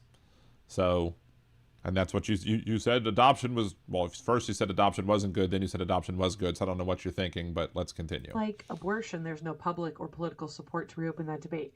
When abortion got decided, Roe v. Wade, I think there were probably a lot of people that said, it's settled now, it's constitutional. But you know what happened? A group of people said, it doesn't matter what the Constitution says. It doesn't. No truer statement has been said. That's what conservatives think. It doesn't matter what the Constitution says. And that is, if that isn't conservative ideology in a nutshell, I don't know what is. We could probably end the show right there, but we're not. Let's continue, because I want to see a little bit of that other horrible woman who she's bringing on. It doesn't matter what other people claim is legal. Some things are right or wrong. Not because popular culture thinks so, not because the courts say so. There's an objective right and wrong here, and it does. Yeah, the objective wrong is punishing people for being in gay marriage relationships. It's punishing people and trying to claim that kids are somehow harmed by allowing two people who love each other to sign a document that allows them to have the same legal incidence of marriage that heterosexual couples can get. Telling somebody that they should be able to, go visit their loved one in the hospital. Telling somebody that they should be able to, that they shouldn't be able to have a legal say over what happens to their spouse if their spouse can't speak up for themselves because they're in an accident of some sort. That's what you're supporting. You're not supporting kids. You're supporting bigotry. It doesn't matter if you think it's the wrong time for me to stand up to do it. If I'm convicted to do so, I have to. And that's what. And they did vote for Donald Trump, and Donald Trump is a man of convictions, 34 of them.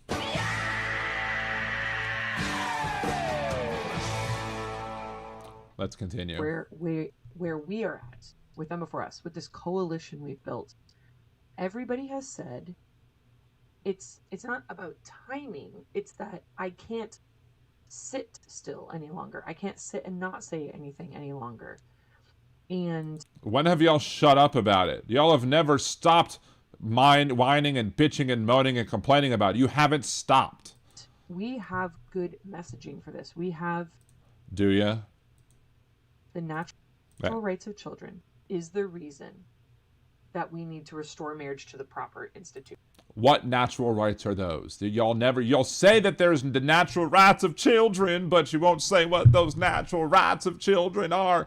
Because you talk about the natural rights of children, and you care about the babies when it comes to abortion, but when the babies are born and you want to make sure they have food stamps and make sure that they have the diapers and other stuff that the parents can use to take care of them, you call that socialist, and you say, well, they should take care of themselves because y'all don't really care about the children. I call bullshit on y'all caring about the children. You only care about government tyranny and over people's lives. That's not caring about the children. That's harming the children. And if you really cared about the children, you'd actually worry about, punishing the people on the Epstein list too. But y'all don't want to hear about that now, do you? I reckon. to what it really is, to the institution that it needs to be. And then she finishes, she writes a lot more. I kind of just put it so I'm not seeing her anymore. Oh, Katie, the backlash against this campaign is so massive on social media, even among conservatives. The only thing you're going to achieve with this is making a Democrat the next president of the United States at Good. I'd love to see it. Minimum. Again, we don't care about political timing. We don't care about political popularity. If it's time to stand up and do something. We don't care about kids. We don't care about logic. We don't care about facts. We don't care about reason. We don't care about anything other than being bigots. Because that's all they care about is being bigots. They put the big in bigotry. That you believe is right, you have to do it. And you're I'm sorry, but is this guy a split image to the lead singer of Iron Maiden? Is that you, Bruce?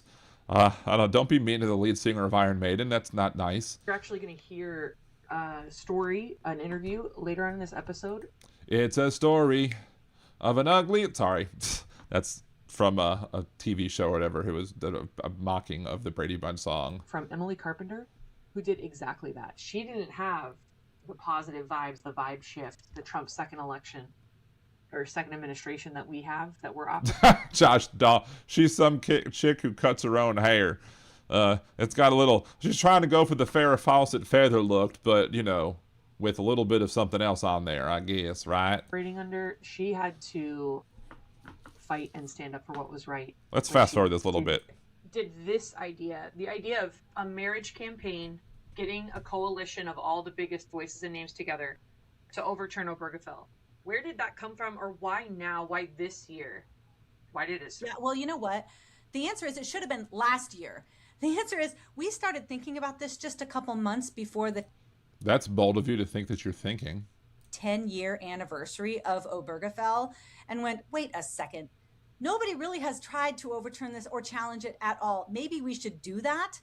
But that kind of a campaign, that kind of a coalition, that kind of a strategy, it takes quite a long time to develop. We started thinking about this last April and May, really started to gather our core partners in the summer, started to anchor some of our strategies related to judicial strategies, a cultural strategy, figuring out what we need to do to fortify the church, all last fall, gathering more coalition partners in November and December, drafting gathering all of our clan hoods and whatever, or suggested options for legislators at the very end of the year.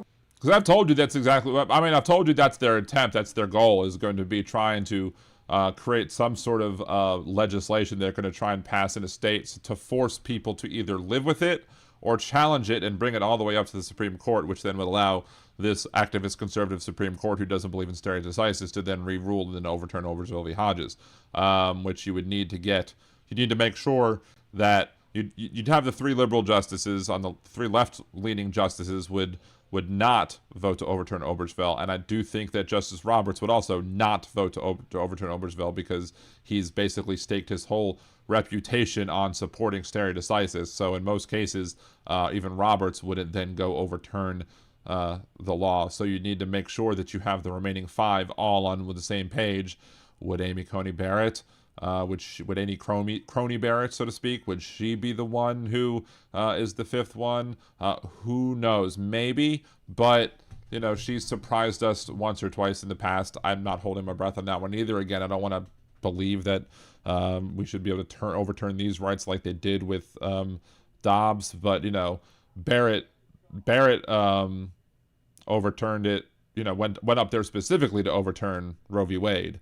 I don't know if she went over there specifically to also overturn Obergefell v. Hodges, and she might have a much harder time because when you overturn Roe v. Wade, you don't undo abortions that take place. When you overturn Obergefell v. Hodges, you do overturn marriages that took place, which it's the big difference between whether or not you can overturn one versus the other and the effect that it would have overall in society. Now, granted, Dobbs v. Jackson is shitty and is having a terrible effect on anybody else who does want to now have an abortion, especially in states like Texas, where, these draconian rules are disgusting and gross, like Louisiana as well.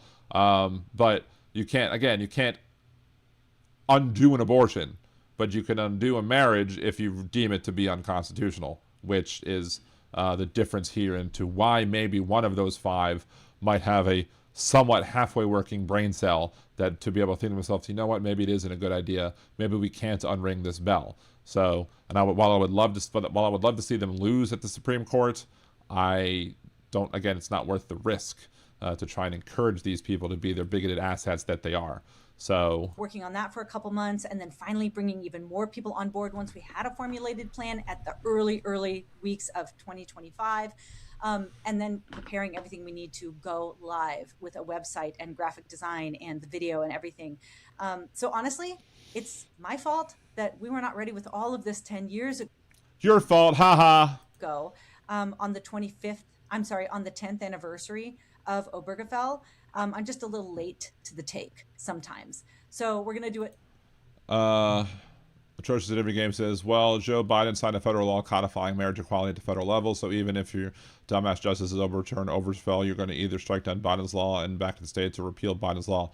That's the thing. They'll probably, if they codified Obergefell, then, you know, it's the same argument where I have this argument with people about why didn't Obama codify Roe v. Wade?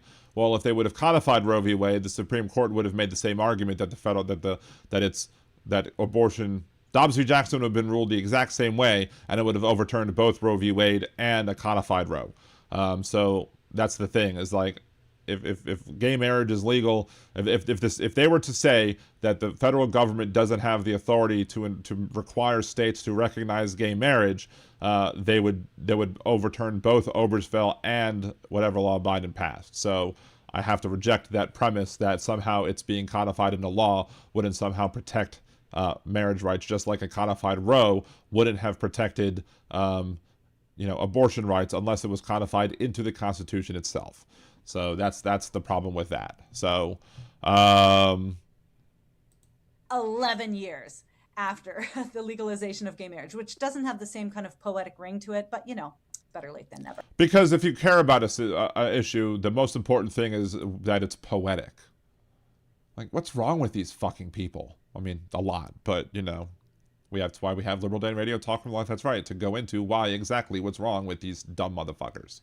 Well, and we've kind of talked about, if we could go back in time 10 years ago with...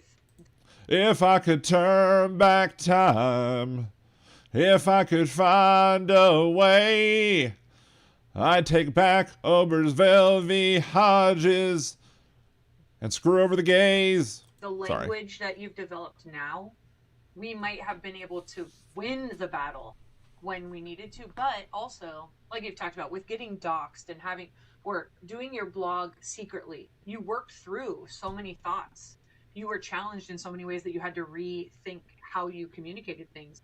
That period of time, whether you want to say wilderness or whatever, I don't know, it was a time of preparation. So maybe... Let's see, I'm not sure. I wonder if you can get an attorney on. I'd love to hear Glenn Kirshner on this. I don't know. I mean, I probably could find an attorney who'd be willing to discuss that, but, I mean, I've been right about a lot of these things when it comes to the Supreme Court. So, again, we can't possibly know what a codified Roe would have done, but I'm fairly certain that the argument that they used against Roe v. Wade would have been the same argument that would have been used against the codified Roe, in that abortion is not mentioned in the Constitution, therefore it's not a right, which is a stupid argument because of the Ninth Amendment.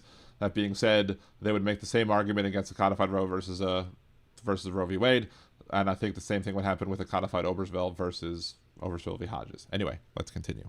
All of this just had to happen and get us to year 11 before it was time. And maybe the administration, maybe it had to be Trump in office, or it's just interesting to think what things maybe had to be. Yes, because nothing says, solidifying the rights of kids to have solid marriages than the 3-time adulterer Donald Trump.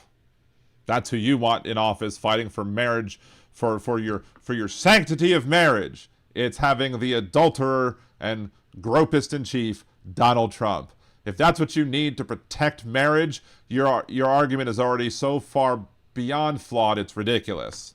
So be in place for it to be the right time, and we're hoping, God willing, it's the right time, and that there will be a lot of traction with this. I think there's some advantages to doing this today. I know that there are. One thing is we can see... Well, if there weren't, would you say that there were? Well, why would you admit that there wouldn't be advantages? Like, you're going to manufacture that there are advantages here, just like you're manufacturing the idea that kids are somehow harmed by allowing gay people to marry. The things that don't work. What does not work when it comes to advocating for the marriage of one man and one woman in the legal space? What does not work is building a case based on Bible verses. That does not work. That's very well, at least they realize that. Compelling for the narrow sliver of Americans that see Scripture as their ultimate authority. It doesn't work. And those Americans shouldn't need government to tell them what to do. Just follow your damn Bible. If your Bible tells you to not do something, why do you need government? What does God need with a government, to paraphrase Star Trek V? It doesn't help. I'd say it actually takes you backwards when you're talking with somebody. How can she make two apt points and still be this dumb? That doesn't recognize the Bible as authoritative. What else doesn't work? It doesn't work to say, we reject gay marriage because we want to protect a county clerk's religious liberty to not sign a marriage license. We reject gay marriage because we don't want to bake a cake or arrange flowers. I think religious liberty and freedom of conscience issues are preeminently important. It does not win when you are talking about persuading your countrymen, because what do they hear? They hear, oh, my brother who's been in a relationship with his partner for 15 years, they can't get married because you might lose your 501c3 status. That sounds very self-serving. So we... Again, very self-aware for a conservative, but still, the argument's going to fall apart soon. Learned what doesn't work. What does work is saying, hey, children have been victimized. How? How have they been victimized? And we didn't have to, in 2015, many of us speculated about the harms to children. We now have 10 years of receipts showing how children have been victimized, how they... Show them! Come on! Do it! I dare you! Show the receipts! If you're like crayon written on them, like, oh, here's extra things on this receipt that's were manufactured here because it's not real. They're not going to show the receipts. They're just going to say that they have them. They've been reduced to legal accessories in policy because we've elevated a non-procreative understanding of marriage in law. And the other thing is, now, 10 years later, we've got our own media sources. Now, in 20... You had Fox News back then. You had other places back then that yes, you have more. Doesn't mean that they're better. You have more. You have OANN. You have Real America's Voice. You have all the other bullshit out there. 15, you had to rely on National Public Radio or CNN to give you a fair shake and represent your side equally and beautifully, and they wouldn't. They didn't. Didn't they used to say 10, 15, even 20 years ago that Fox News has the most viewership because you had the one Fox News and then all the other ones were kind of split up. People, some people went to MSNBC, some people went to CNN, some people went to ABC, CBS, NBC. All these people on the left kind of split up where they watched their news, but then you had this one big Fox News that was, it was the winner.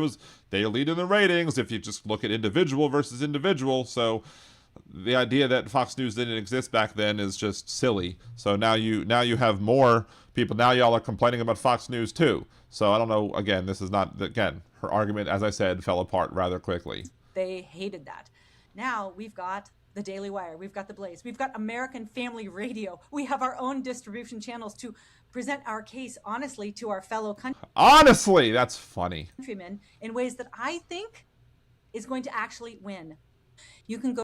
you have to fool yourself and say that, wait, they just changed, why'd they change spots? What happened? Go to the website, greaterthancampaign.com. You can take a little quiz. How much do you really know about gay marriage? You can look at our trailer video that features Josh Hammer and Allie Stuckey and John Stone Street and Albert Mohler, and see what these major Christian leaders and conservative influencers have to say about... What is it that they actually have to say? I don't understand what they have to say. They haven't said what they have to say. At least I haven't seen them say what they have to say. All they said is just, oh, it harms kids. How? Again, bring me the receipts. About how gay marriage victimized children. Bring me the receipts. We want you to be informed about this because... I would like y'all to be informed on it first. It has been this silent killer as it relates to... Silent killer? What? What are the death rates? Tell me the death rates. Child rights in the law over the last 10 years. And nobody has raised a finger to try to reverse it. So that I'll raise a finger to you. There you go. How about that finger right there? I got another one for you too. 2 fingers. is what we are attempting to do with our Greater Than campaign.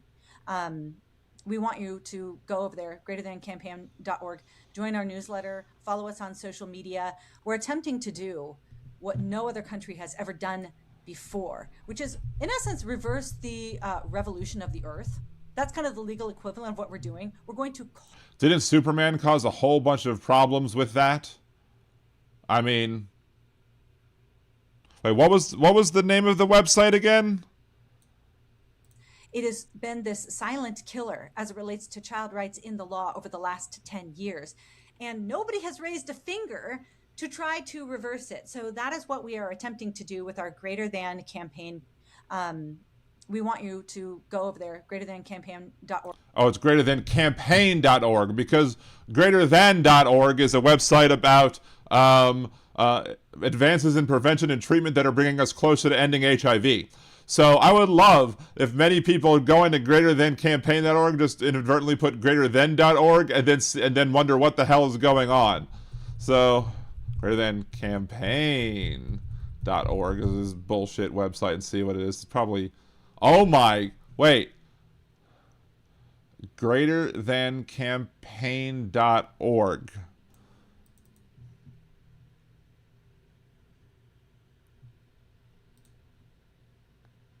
Get this campaign. Domain taken. We might be able to help you to get it. See how? $99. $99.99. Maybe I should get greaterthancampaign.net or greaterthancampaign.com. Try and figure it out. But there is nothing on greaterthancampaign.org. Nothing. It's just parked. 8 trends shaping 2025. There is nothing on this website. Nothing whatsoever. How embarrassing for them. Like, ridiculous. Is there something in the description where they actually link to it? Maybe they spelt it wrong. Her website is emilycarpenter.com. Upstate New York wedding photographer. There's nothing here about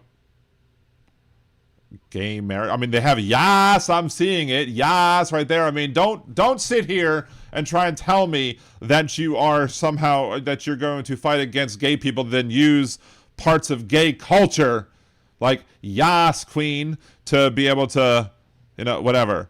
What the hell? Fun, faith-filled Christian wedding photographer. So in reality, she's not trying to sell you on marriage, on eliminating gay marriage. She just wants you to have her, whatever. Like, what the hell? Like, I mean, I've heard of terrible social media, but this is ridiculous. Let's try and do it. Let's try and do it. Just a search for greater than campaign.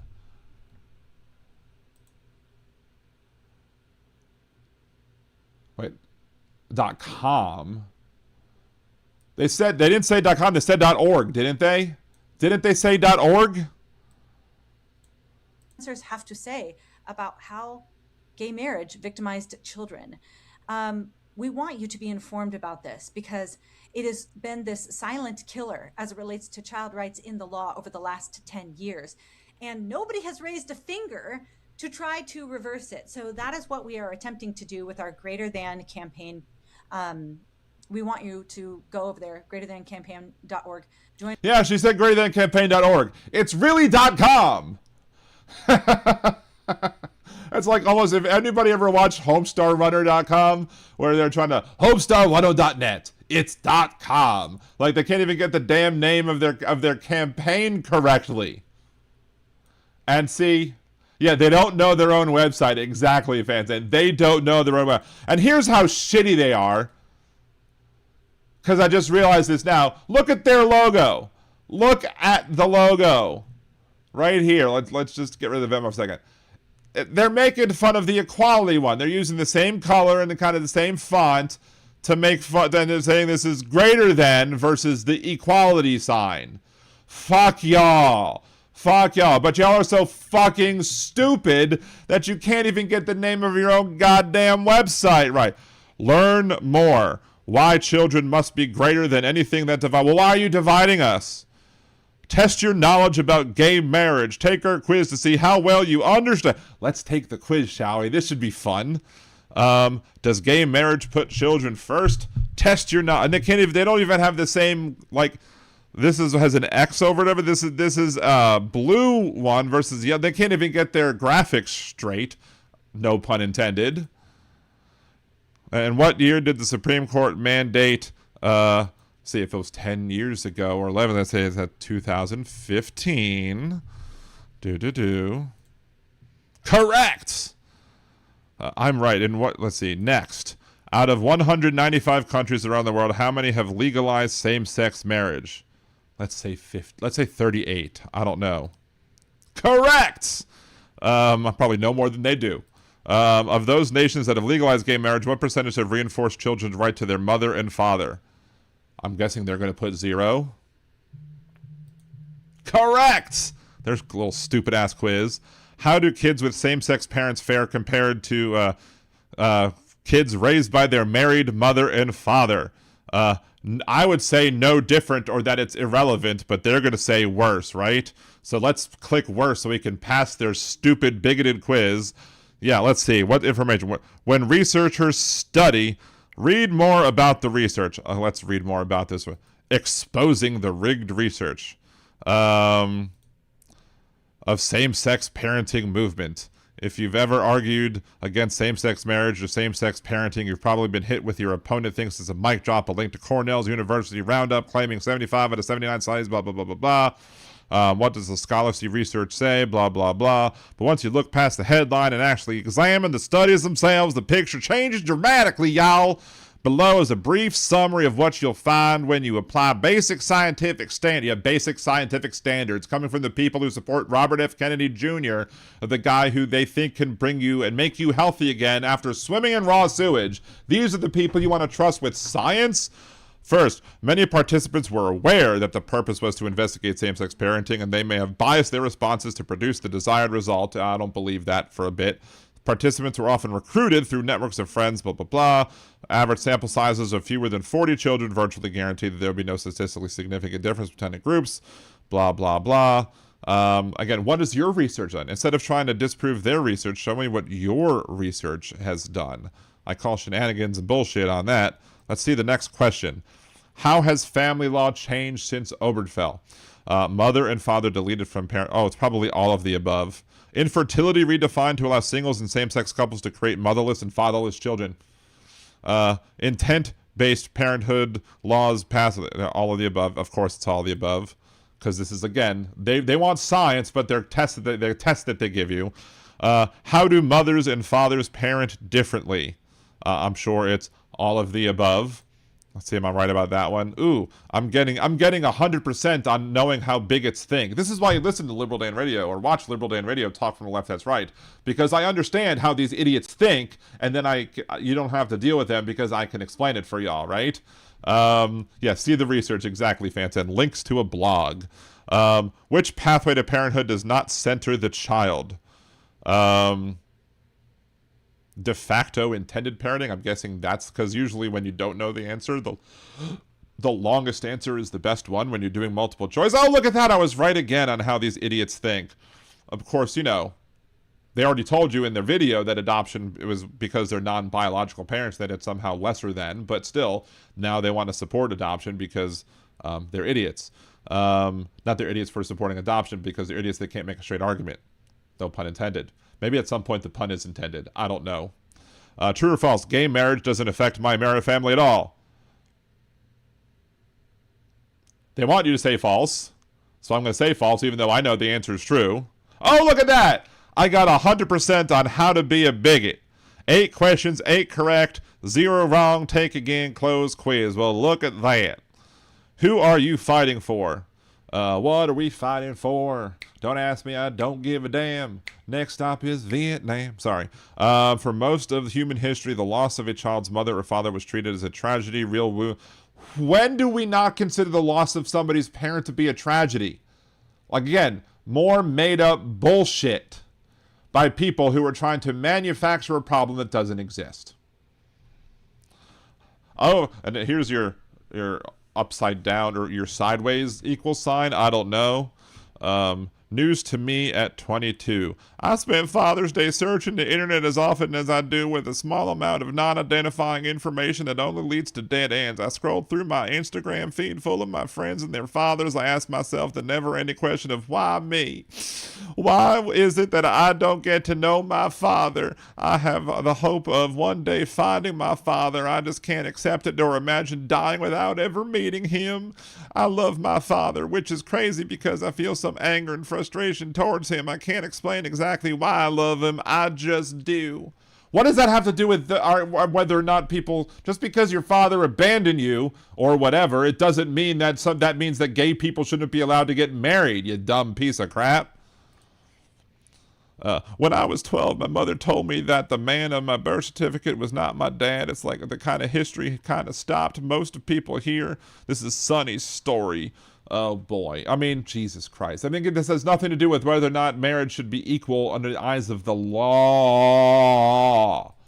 The law. Let's go back to these idiots. Join our newsletter, follow us on social media. We're attempting to do what no other country has ever done before, which is be the most bigoted country possible, which plenty of countries have done before, including our country. We just do it in different ways. Now we want to change the different ways in which we do it. In essence, reverse the revolution of the earth. That's kind of the legal equivalent of what we're doing. Again, when Superman did that in Superman 2, was it? Maybe it was Superman 1. I think it was Superman 1. He screwed up. No, maybe it was Superman 2, because he had to give up his powers, and then he had to come back and fight Zod and his two minions or whatever, and then so he had to get his powers back, and then that's when he tripped. Spoiler alert! He tricked Lex Luthor into tricking them into going, forcing him into the chamber when he reversed the polarities, and then whatever. But yeah, basically the whole thing was he reversed the he reversed the Earth spin and reversed time and blah blah blah blah. So their idea was, oh well, Superman did it, so it must be a good idea, right? And not whatever. Anyway. Going to cause the law to spin.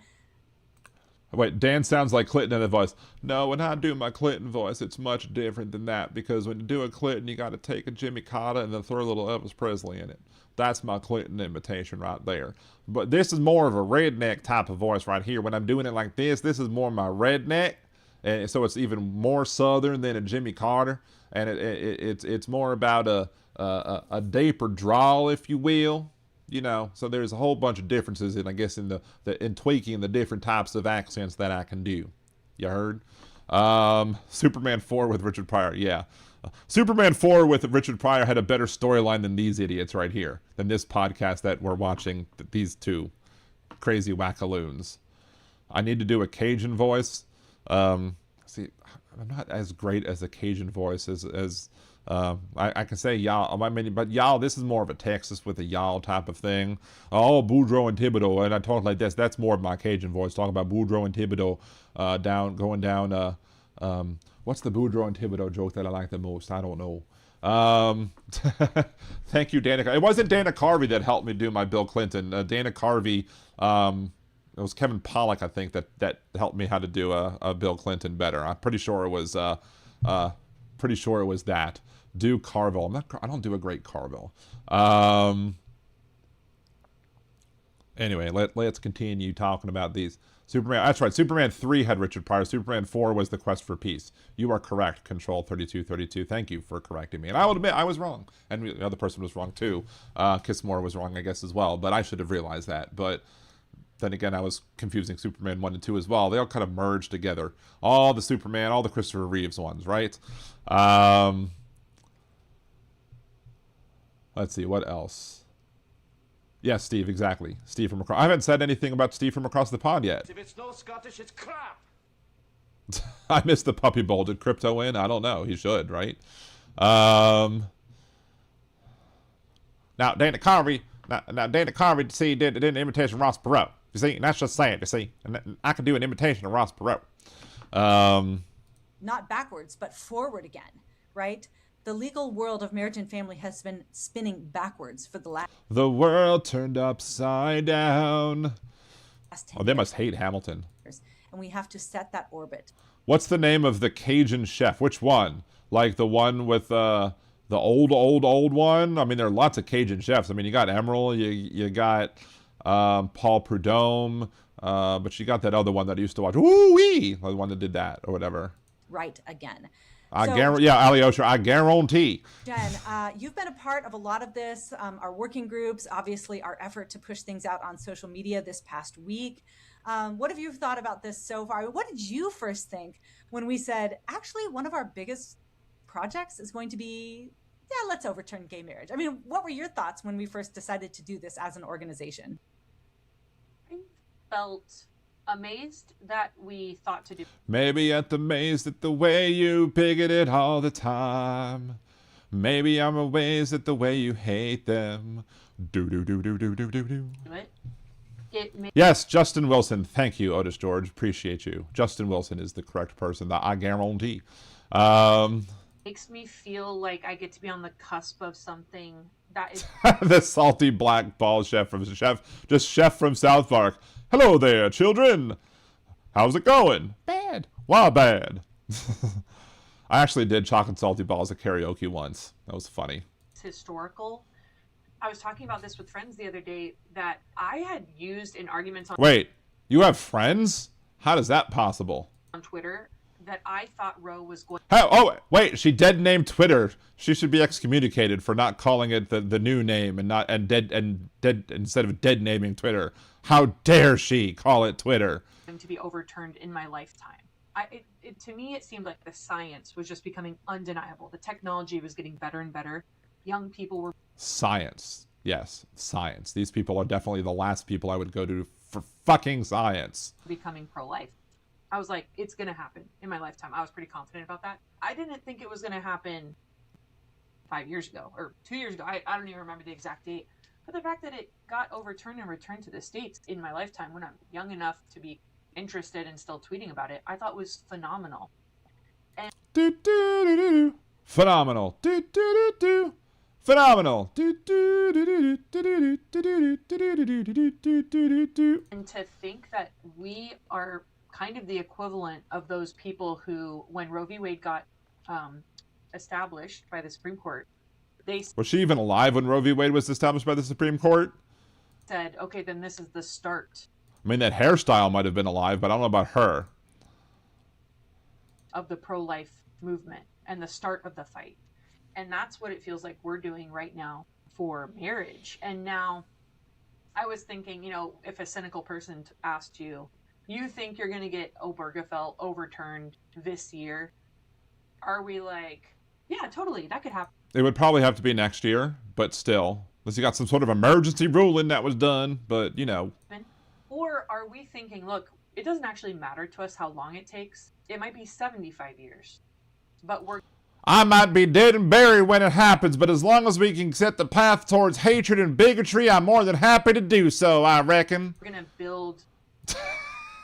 Steve Perry lives. Oh, Sherry, our love holds on, hold on. She should have got a comb to fix her hair, 'cause it's bad. She should have got a comb. Anyway. This into like the fabric of politics. That's what the pro-life movement became. Like the fabric. Yes, Easy Network. I do believe that Steve Perry is still alive, but the hairstyle, I don't know if it's the same hairstyle or not, but that's definitely Steve Perry's hairstyle from back in the day. To be a conservative Republican, you had to sign off and check the box that you were pro-life. And it would be fascinating if that was the amount of influence that this became. That was a weird edit. I mean, I understand I edit stuff too, but still, that was kind of a weird edit. It not take 75 years. It's going to take more than one, though, that's for sure, because the fermentation of Obergefell has worked itself through federal law and state law. The fermentation? level laws. It's contaminated several different judicial rulings that have. Trucker John, the woman on the left is involved in this organization because she has no life and is lonely. I'm convinced. I said earlier, I don't know if you were here, Trucker John. Thank you for joining the show, Trucker John, by the way, and thank you. Make sure to always subscribe to Trucker John and watch him because he's one of the best shows out there too. Yeah.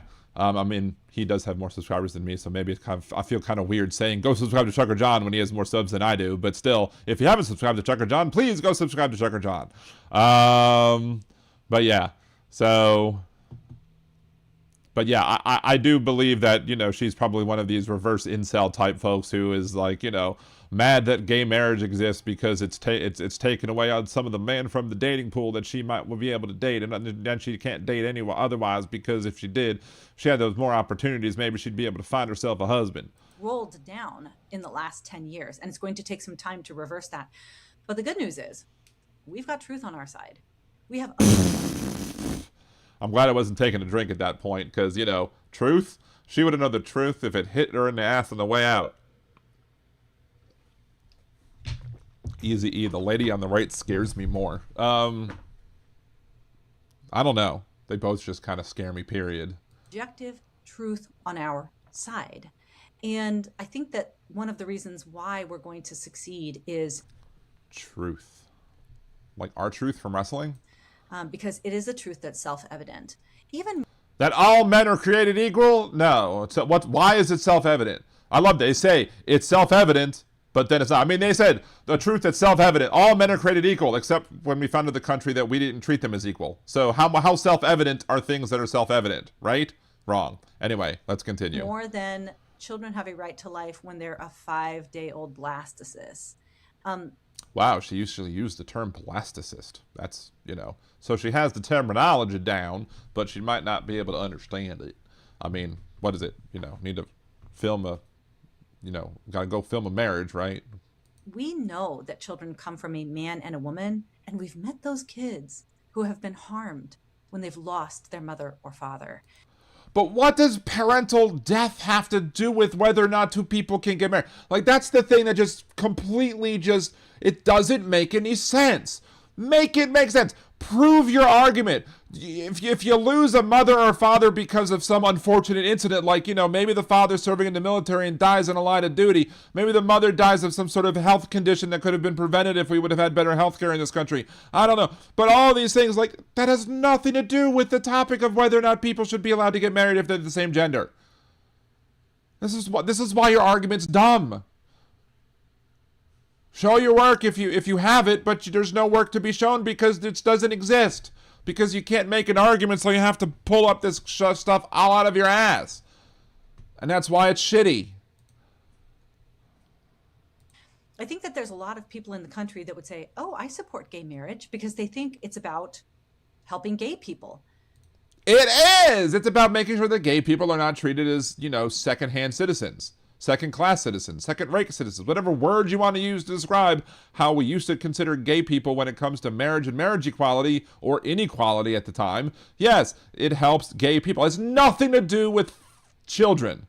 I'm about to say it has nothing to do with fucking children, but that's the Epstein list and the people that Donald Trump are trying to protect. But I think that of the vast majority of those people would also say, oh, of course children need a mother and father. Of course moms and dads are important to kids. Parents are important to kids. Period. They just don't know that they cannot hold both of those thoughts. They can't help people. They're conservatives, right? Simultaneously. They have to choose. I support gay marriage or kids need a mom and dad. And I think that once. Now, here's my question. How many people on the screen right now that you're looking at, how many of these people have kids? How many of these people are married? I know for myself, I have 2 kids and I'm married. What about this one? What about this one? And why are y'all now starting to talk about that? You shouldn't be able to talk about something that you have no knowledge about. Steve, if there was a third woman on screen, we'd have a scene from Macbeth. Once we make the case to them, a lot more of them will go, objectively, kids need a mom and dad. And if that means that we can't have gay marriage, I guess we can't have gay marriage because... What the... No, kids kids would benefit from as many people loving them as possible, be they parents, be they aunt and uncles, grandparents, etc. The more people that can help love and provide for a child and can help raise the child, the better off that child is going to be, regardless of what gender those people are.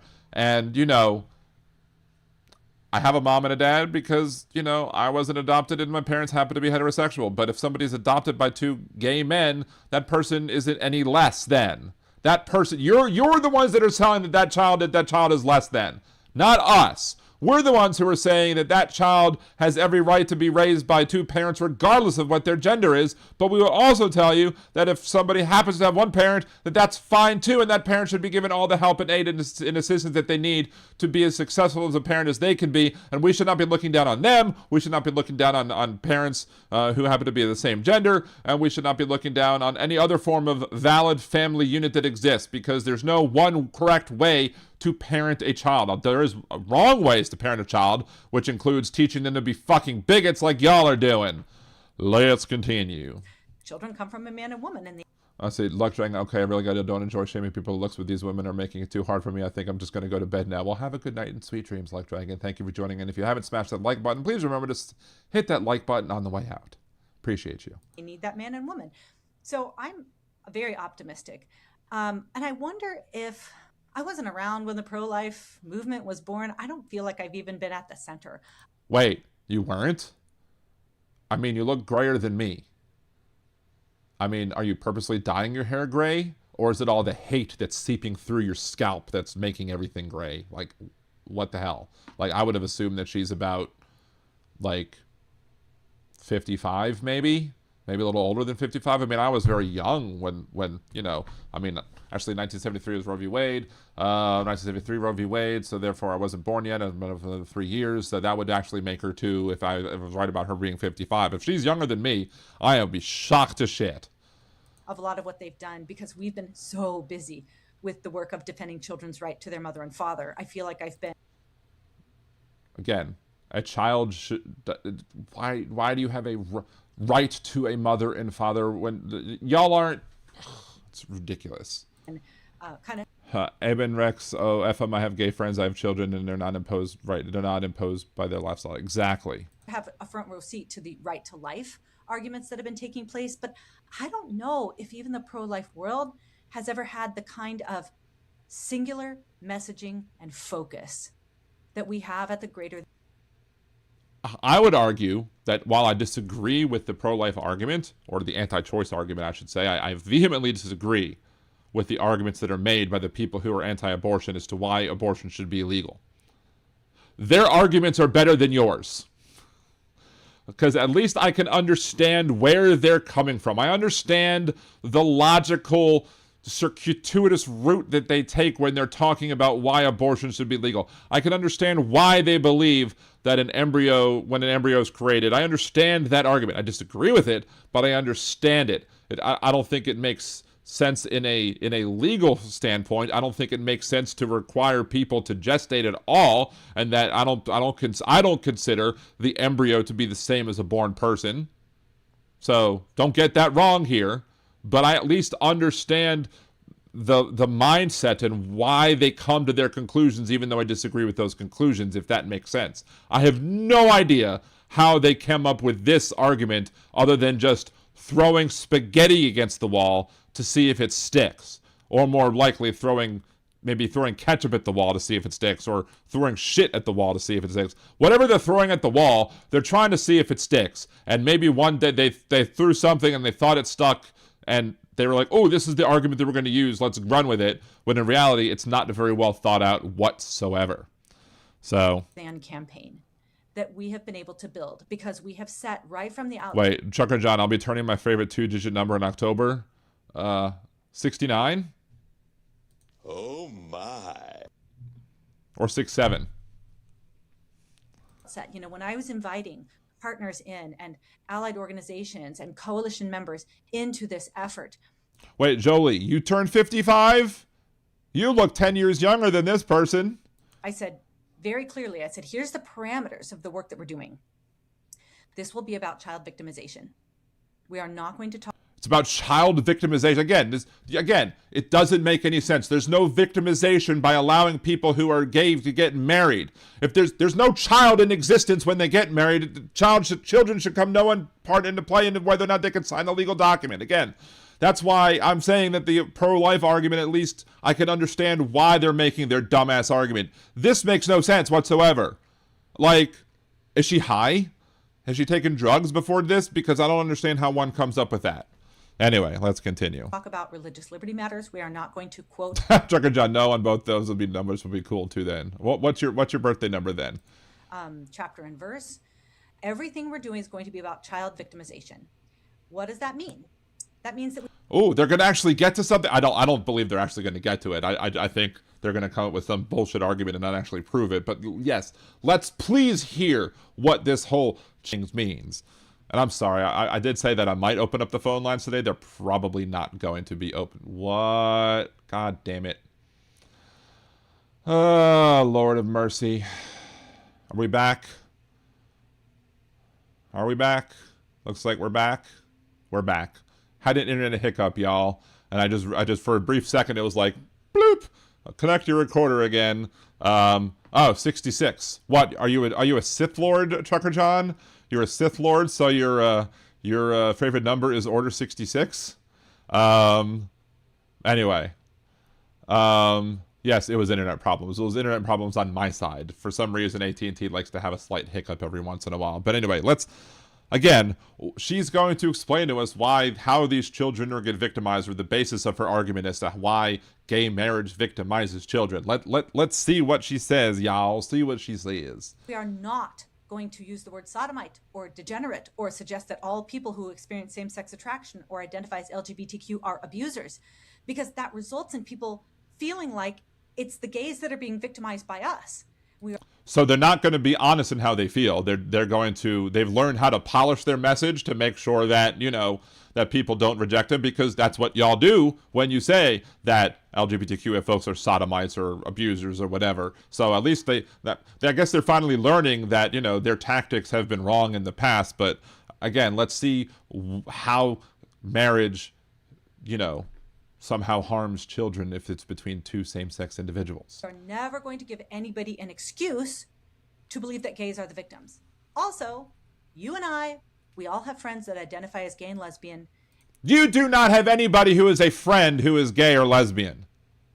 You do not have gay friends. You may know gay people, but I guarantee you they don't consider you friends. And if they call you a friend, they'd privately say, I'm not really their friends. It's a relationship of convenience or whatever. Y'all don't have gay friends. Fuck off. And they deserve to be spoken of and thought of with dignity.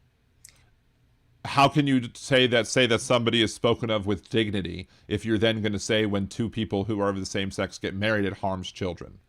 That's just, it doesn't work. You can't square that circle. But we are never going to flinch or relinquish our critical drive to defend children. So that means we're going to go into some very unpopular territory. So we were able to... Again, how are you defending children? You have not explained this, why it harms children.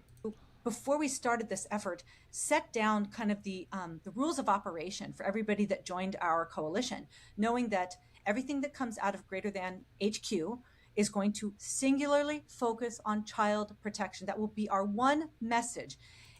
But why is it protecting the children? Why? Let us know why. Make the argument. Don't just say it protects children. Explain why. But you can't do it because you can't, because it doesn't, because you're a bunch of morons. And as a result, we've been able to build this huge coalition. We've probably have 70 It's huge. It's a huge coalition. It's a coalition so large, like no one's ever seen. Partners, individuals and organizations. More than 40 of them are represented on the website. There's 3 more that agreed this morning. I mean, it's just going to get bigger and bigger and bigger and bigger. Why? Like no one's ever seen. Because we've been very clear right from the beginning about exactly who we are and what we're going to be saying and what we're not going to be saying. That's so good. And so good. No, I mean, again, you haven't explained why, and let's see, they've been talking for, well, I mean, she was talking for like 18 minutes or for like 3 or 4 or 5 minutes. So they've been talking at least 10 to 13 minutes-ish on this issue and have not yet gotten to the point as to why this harms it. This is why we have to drill down on these idiots to basically, show them exactly why their argument is so fucking stupid. I know that part of building this coalition, you did what you called working groups. And I can think of, 3. I don't believe you can think, but let's go on. I think you had like a judicial, legislative working group, a cultural working group. I think you had a religious one as well. Can you talk a little bit about why you had those working groups? And then were you a part of each of those conversations? And what was sort of the different strategies and arms of what Greater Than is hoping to achieve, like through the different facets, I guess, of culture? We knew right from the beginning that we would never succeed unless we were successful in 3 different arenas. Arenas? First, we needed a judicial strategy that actually had the possibility of success. One of the reasons why... I mean, you already have that. It's called this activist conservative Supreme Court. Nobody has tried this in America for the last 10 years is because nobody could figure out what that pathway... I knew the exact pathway. I mean, I could think of the pathway immediately. You have a state legislature, create a law that goes against Obergefell v. Hodges, and then you force people to challenge it. And then you bring it all the way up to Supreme Court and say, hey, Supreme Court, we want you to overturn Obergefell v. Hodges because we think it was unfounded. We're using Dobbs v. Jackson as a template as to why we think it was poorly founded. Use the concurrence from Justice Thomas. That's the roadmap. I mean, it doesn't take 4 working brain cells to figure that out. I mean, I know how I would do it. I just wouldn't say how to do it because, I don't want to encourage them. But it seems like it's a pretty clear, like, this is what you do to get it done. Now you have to get in there to have, like people like Donald Trump's dumbass Solicitor General to start saying some, bogus arguments in front of the court to try and make 5 justices agree with you, but still, that's how you do it. This is how you do it. Anyway, sorry. I had talked to people in the policy space, people at the heads of different organizations, and I had asked them over the years.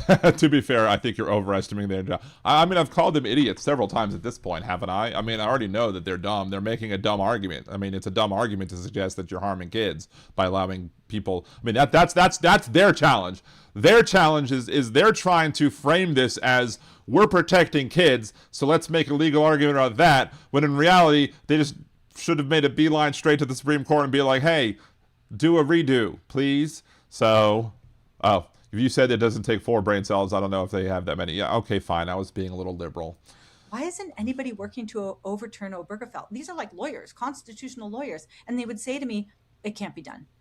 It's impossible. Well, the reason I would argue that you probably wouldn't be able to get the 5th justice, and I'm thinking that it would be Amy Coney Barrett. I don't know why my brain says Amy Coney Barrett is the one that's going to join Chief Justice Roberts with the 3 other liberals on there. I mean, she has ruled once or twice in the correct whatever, but I believe that it would be very hard to convince her and Roberts that unrigging the bell and making all of those current marriages that are now enforced, making them not enforced, allowing states to say, nope, you don't have to consider them to be married anymore. Like, I would think it'd be very difficult for them to make that argument in court. Simple as that. Maybe if Steve Perry put on some lipstick, I don't know. What is it that I think several people say, you put lipstick on a pig, it's still a pig? And I've spent some time learning and studying and then talking to other legal voices and realized they are right. It can't be done if we do it the way we've always done it. So we're going to do it differently.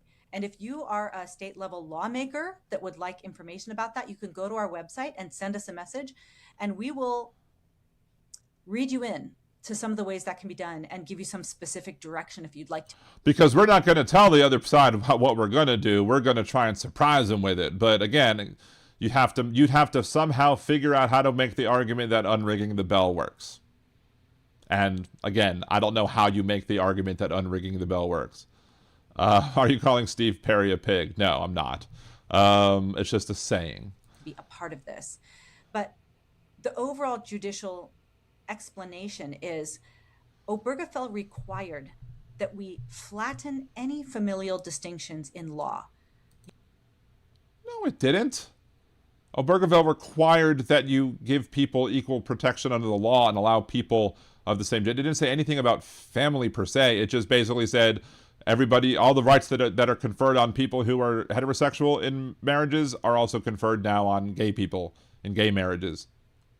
Like, it's not that difficult. You could not recognize gender in family law, so you had to remove words like mother and father and replace it with parent one and parent two or guardians. No, Obergefell didn't say that at all. You couldn't recognize that biology was an important part of the parent-child relationship.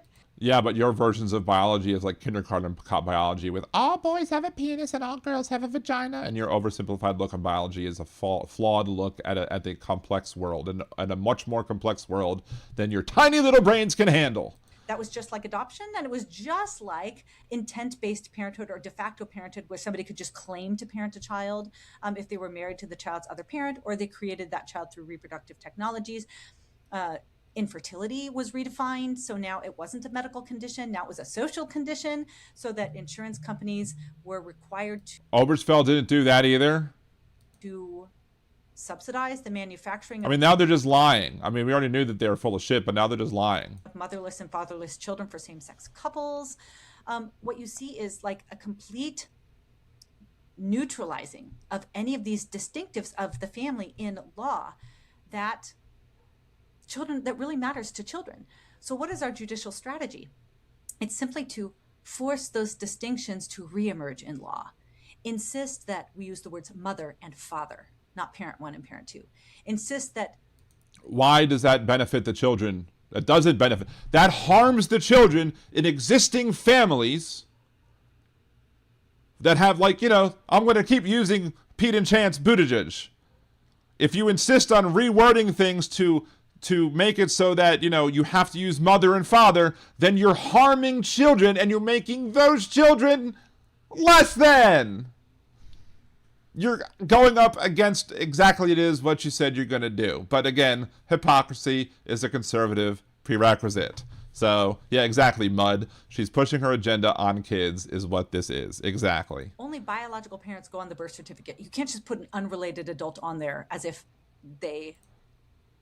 So then adoption now goes off the window again because they can't keep their story straight. Either adoption is a good option for people to have, or it's not. They can't keep their story straight. If you can only have genetic parents on the birth certificate, then you've just fucked over adoptions. 100% screwed over adoptive parents and screwed up the relationships that already exist between adoptive parents and adoptive kids. Again, these people are so fucking stupid they can't keep their story straight. But again, they're so fucking stupid they can't even get their website right, too. So... have a claim to the child. Prioritizing, elevating, incentivizing a child's own mother and father married and raising them together. And what if you don't want to be married? What if you have an abusive parent? What if one of the parents is an abuser? Then what? You want to force that child to live with an abuser because he thinks some false thing exists that says that the child is always better off with the mother and the father? No. Some mothers are shitty. Some fathers are shitty. And some of them don't deserve and have the right or should have the right to be anywhere near their children. Sometimes both parents are shitty. So, biologically speaking, you don't have a proof that biologic is always best. Because some of them are not. Period. I'm gonna keep hitting the fucking desk with my leg. I'm shaking the whole damn thing. Anyway, let's continue. Biological realities outlined in law, you are going to fundamentally undermine Obergefell and really cause the courts to make a choice. Now, the courts are going to say, you're stupid, fuck off. Because you're stupid, fuck off. Are they going to value children's right to their own mother and father, or are they going to say that a state-assigned adult who's unrelated to them... Like an adoptive parent? You dumb shit? Again, Earlier you said adoption's okay. Then before that you said it's not okay. Then you said adoption is good. Then you said adoption isn't good. Make up your fucking minds. You can't even make up your goddamn mind on this shit. Why do we believe that you would be able to actually come up with a cogent argument as to why somehow your other arguments are you're gonna fail miserably, and it's gonna be glorious when you do? Offers just as much benefit to kids. And the answer is obviously. Obviously. No, they don't. Obviously. So that's the judicial strategy that we have been working on over the last few months. But we also realized it wasn't enough to just have a credible pathway for judicial success. We need to change public opinion. We need to change the way Americans think about marriage. And so we got this amazing coalition of idiots and bigots and morons who are going to come together and who can't argue their way out of a paper bag because they can't even know what their own website is, and we're going to convince them to believe our bigoted ways. Influencers from, Michael Knowles and Ali Stuckey and Lila Rose and Josh Hammer to Ron. And this is why we need to push more leftist voices out there. Because we need louder, stronger, more supported, liberal, leftist, progressive voices out there to fight this bullshit right here. If you ever needed a reason to get out there and not just help the algorithm with Liberal Dan Radio talk from the left, that's right. Not just go to my channel and comment on my videos. And apparently, according to Riverboat Jack, because I'm using her as a guideline and listening to what she says about how to improve your algorithm outcomes, you want to actually put more than just 1, 2, 3, 4 words. You want to put like at least 10 or 13 words. You want to make a full sentences in response to videos, and do it on a lot of videos. Do it on Hal's videos. Do it on Boston Brian's videos. Do it on Chucker John's videos. Do it on my videos. Do it on every single progressive, leftist, liberal, left of center voice that you sit there and you follow out there on YouTube. Help those channels out by putting the algorithmic hits out there so that other people see the videos. Interact with the people. Make sure, a lot of times with these social media companies, conflict actually gets more views. So you need to be able to get out there and you have to actually respond to the idiots who respond to some of my videos and some of the other videos too and say, hey, this is why you're wrong. And you need to get out there. You need to like videos, share videos, help. Again, it's all because we need to grow the entire. If you know other people who would be good at podcasting and good at making content, who make good, solid, cogent political arguments, get them out here and we can form more of the Sparkler Radio Network or whatever you want to call it to make sure that more people are out there fighting these people, fighting these bigots, fighting these morons who are making these dumb arguments, because stupid people in large numbers can get things done, unfortunately. That's why we had Donald Trump elected in 2016. That's why we had Donald Trump elected in 2024, because stupid people in large numbers can still accomplish horrible things. So let's continue. Yeah, okay, I'm never going to list all the people you should go watch and follow, whatever. I'm always going to miss 1, 2, 5, whatever. So we also need our own Federalist Society on the left. Maybe. But I don't know if I want to call it that. We need to think of a good name for it. Coleman and Heidi St. John and Abby Johnson and Delano Squires and the Babylon Bee guys, to all get in this coalition. And their job... Aren't the Babylon Bee guys satire and parody? Is to help people immediately connect the dots between gay... Connect the dots. La la la. You said the secret word. And what happens when you say the secret word? We scream it aloud. Ah! Anyway, sorry. That's my not so great Pee Wee Herman. Marriage and child victimization and natural marriage and child protection. So hopefully you're going to see a lot of voices in the conservative space making that explicit case over the next few weeks and years. And then we also needed... Oh, sorry. Can I just interrupt you for a question about the cultural group? I was just thinking that you made a point that we have our own media now. It's the new media. I think Daily Wire is a great example of that. The Babylon Bee is a different kind of media, or not the Bee. We have more freedom on X now. And so the main... Oh, she'd stopped dead naming it. Stream, sort of those big news organizations don't control all the streams of how you get to people anymore. Yeah. But it's fascinating to think. I think Ali B. Stuckey said this because there's a lot of debate in this current moment about immigration and ICE. And she was talking about, she's like, it's my job to help women, like white, more liberal women, or very empathetic Christian women, are really buying what's happening hook, line, and sinker And Allie wasn't saying we need to do propaganda, but she's saying... I'm not saying you need to do propaganda, but you need to do propaganda. Like, I'm not saying it's aliens, but it's aliens. We have to improve our messaging to win people over to the right way of thinking. So I love that we have those people now because of the work they've been doing for decades, you know, a decade and however long for different groups. And they put blood, sweat, and tears to establish their audiences. And then the smart thing in our job is getting all of them together and equipping them with one singular message. Help us. One singular, dumb, ill thought out, terrible message. Us translate this to your people is going to be huge. That's how you change. We talk about we want to change hearts and we want to change hearts and minds. And you do need both. It can't just be, let's do bleeding heart, get people on our side, and we have no legal strategy. And it can't just be the law. If people, and we're seeing that a little bit with abortion as well, right?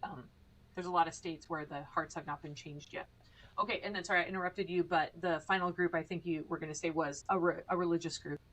Yeah, we have a church working group where we've got leading Protestants and leading Catholics that are working. No, just Christians, though, because you can't have the Jews and you can't have the Muslims.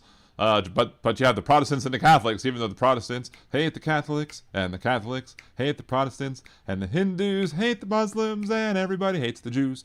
Anyway, let's continue. To create materials that communicate what the church teaches, what the Bible prescribes for marriage, but then goes beyond that and talks about what we know about the social science and why, you know, there's 3 distinct characteristics of marriage that is outlined by Christ when he's challenged by the Pharisees. But that doesn't matter in secular marriage, because we're talking about secular marriage, not religious marriage. 2 different things. Again, we've discussed this whole thing with Al Copeland, founder of Popeyes or whatever. They're like, hey, divorce, what do you think? He says, a man shall leave his father and mother, be joined to his wife. The 2 shall become one flesh. What God has joined together. One flesh, huh? Oh my. They should become one flesh, which will be a light to the world.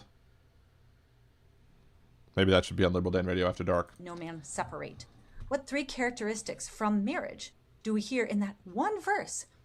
Number 1, that and religious marriage, not secular. It's complementary. There is complementarity there. It's male and female. Complementary. Is that a word? Let me look that up. I don't even think complementarity. Oh, yes, it is. A complementary relationship or situation. I thought she might have made up a word. I guess all words are made up, but whatever. Let's go on. Number 2, that it's monogamous. It is a one flesh union. There's only 2 people in it. And number 3, it's supposed to be permanent. So each of... So, yeah, but, you know, in modern days, we understand that, you know, there is abuse that takes place and people shouldn't be trapped in marriages. And, you know, that's a good thing that we've moved away from trapping people in marriages.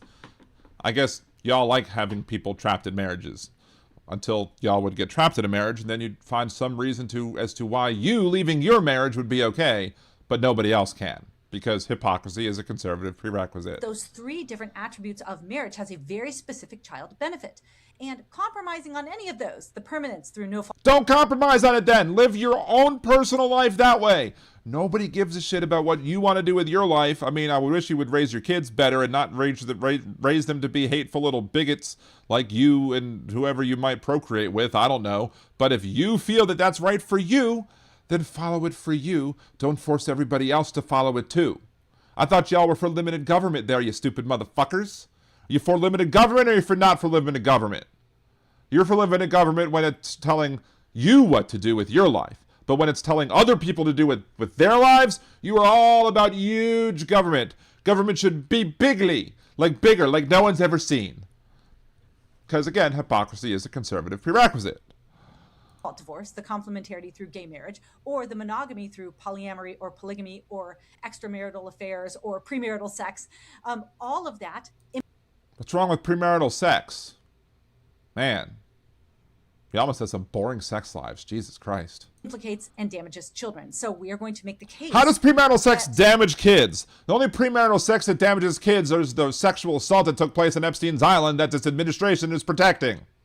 the family, that Or other examples of abuse, but marriage as God intended is God's plan A for child protection. And then we are going to tell the church. Yeah, but there's plan A, but then for other people, there's plan B, right?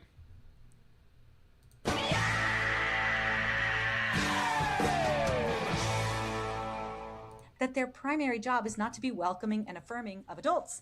It is to be protectors of children. And then we're going to make the case from scripture and from history that this is one. Fuck your scripture. Don't put your scripture on me. I'm not Christian. I don't want to be ruled by Christianity. Fuck off.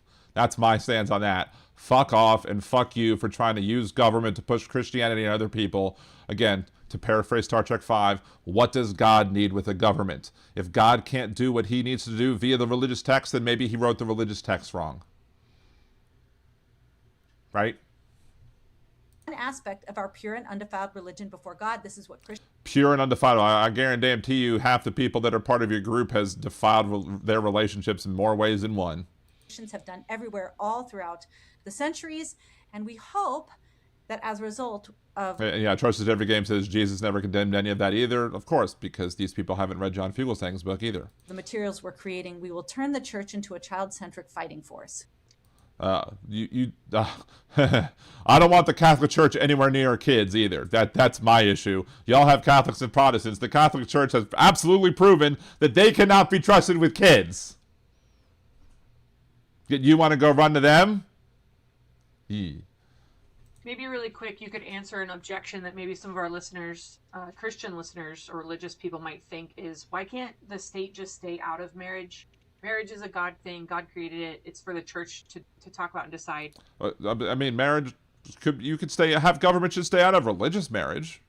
But you've already called this other secular marriage as well. So therefore, again, you can't unring that bell. And we don't want to get involved with this campaign because we don't want the state involved in marriage at all. What's our response to that? It's a question that a lot of people have, and I would encourage you to go to Greater Than Campaign, and you can go to the Learn More tab. We've got a whole section of Q&A, and that's one of the questions that... Q&A. Have to be said very precisely and specifically. You can't just say Q&A. Normal people say Q&A, just quickly, not Q&A. I think she's trying to sound more intelligent and use the bigly words to try and make people think she's smart when she's not. We answer. And then, in essence, the answer is, oh, you don't want the state involved in marriage. What does that mean? I mean, does the state then not legally define what is a parent and what is a child? Is there no definition of spouses? Are they supposed to completely get out of questions about alimony or custody? I mean, what that means is the state is not involved in reinforcing the true definitions of marriage and all the accompanying relationships. Somebody will define them. It's just going to be a definition that is much farther away from the realities that are going to be child protective and elevate that institution into one. Yeah, again, I don't trust the people who moved priests around to different parishes so they can have more victims as anybody to be listened to when it comes to what's good and safe for children. And that actually serves all of society, not just the adults involved. So, we conclude that question with, if you want the government out of marriage, don't think that leads to freedom. That leads to tyranny. That's what it does. So if you... And they're supporting a tyrant in chief. You have other questions, there's a really good chance that we also addressed those. Come to Greater Than Campaign, learn more, sign up, and join us. All right, so that's the end of that part. I think that's a good ending point for this. Maybe we'll deal with the next part on the next show and deal with more of this bullshit that these idiots are talking about, because they do have another.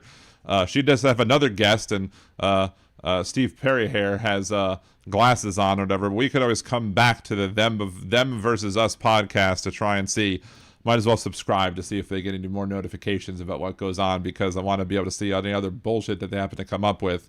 But yeah, some of these questions on the answering the hard questions. Would children be better off in the foster care system than a loving home with the same-sex parents? Adoption and foster care for children.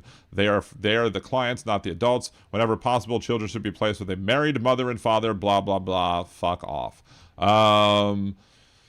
What about the Respect for Marriage Act? Respect for Marriage Act only requires states to recognize, not license, same-sex marriages from anywhere. After an Obergefell reversal, that recognition requirement would likely face constitutional challenge in the courts. Without Obergefell, there would be no clear legal basis to treat child access as a right of same-sex marriage. Let's see. Will overturning gay marriage threaten interracial marriage? Legally Loving versus Virginia and Obergefell v. Hodges rest on entirely different foundations. That's not what Justice Thomas says. Did you read Dobbs v. Jackson? Did you read Justice Thomas's concurrence that included stuff about how there was very similar foundations between Loving versus Virginia and Obergefell v. Hodges and all the other ones that he wants us to overturn as well? Yeah. Loving struck down race-based marriage bans under Equal Protection Clause. It did not redefine male-female marriage. It redefined male-female marriage in basically saying that only white men can marry white men and black men can marry, or white men can marry white women, black men can marry black women. It prohibited other people from getting married across racial lines, and now it can. Now they can because of Loving versus Virginia. So yes, it absolutely did redefine marriage, and you're opening that door once you start the toppling stream and follow Justice Thomas's logic, so to speak. You're going to go down that hole. P-dubs, interesting show. Sorry I missed most of it. Look, you can always go back and watch the rest of it if you want. It's fine.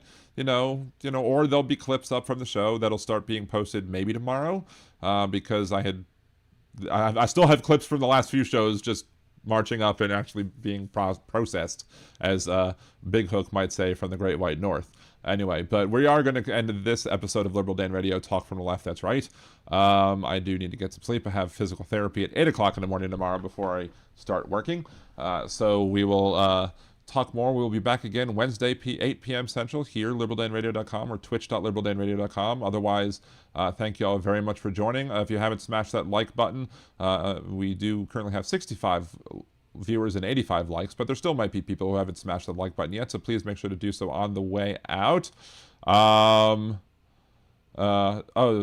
says Trump is their daddy, deport liberal women. Yeah, okay, whatever. Come back Wednesday if you want to continue that conversation. We're not going to be fighting that argument tonight. So anyway, thank you so very much. Appreciate y'all, everybody, for joining. Help the algorithm, support the show. Subscribe to the channel on YouTube. Make sure to like videos, comment on videos. If you want to have some Liberal Dan Radio merch, go buy some shirts from the Liberal Dan Radio store.liberaldanradio.com. Put HTTP in front of it, because I haven't quite worked out the whole technological thing yet of basically having to have a certificate on there to make sure your browsers agree or like it or whatever.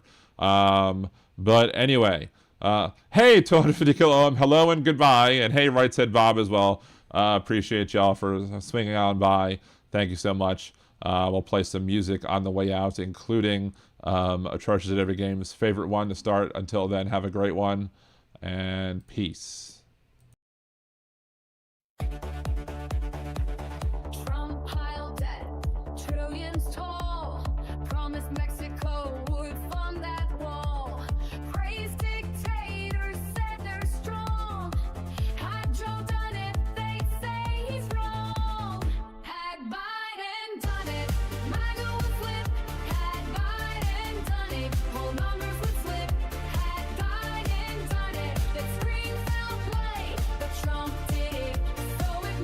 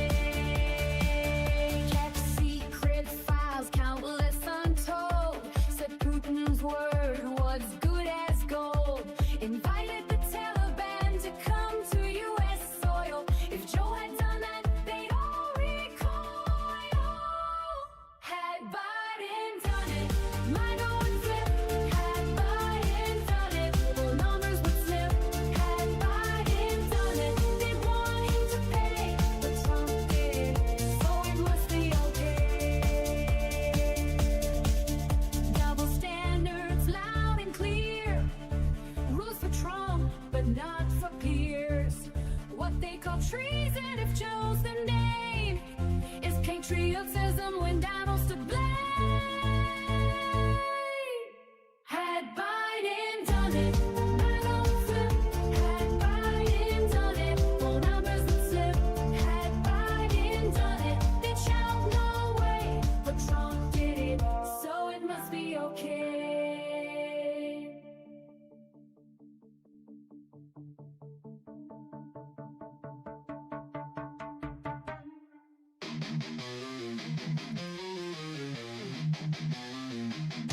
They wrote it in the laws, ink still bleeds, treating women like soil, just planting seeds. She's gone, brain dead, not even awake, but the state's got a claim, gonna plant its stake. Say it's God's will, say it's life they protect, but they ain't the ones feeling pain or neglect. From Texas to Georgia, they set the trap, rights rolled back while they smile and clap. Gilead's here, this is true. Hey MAGA fools, they'll come for you too. So I'm gonna jet, see you later. I'm not gonna be a baby incubator.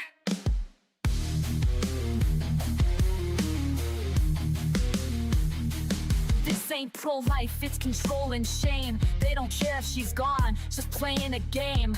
Keep her hooked to machines, cold and still, just a vessel to them, not a human with will. No consent, no voice, no chance to resist. Just laws in place, written with a clenched fist. Hospitals scared, judges playing God.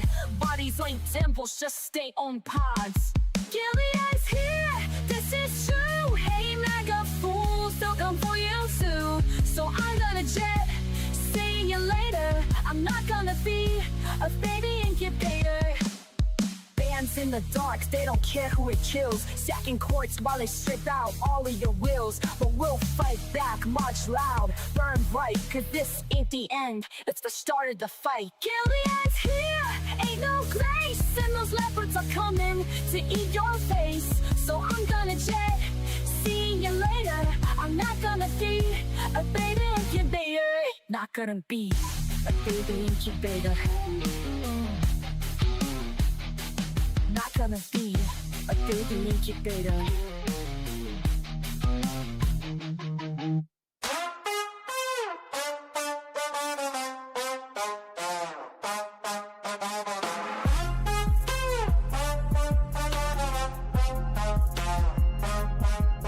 Obama and Bush's pictures got hidden, obscuring the past, history rewritten.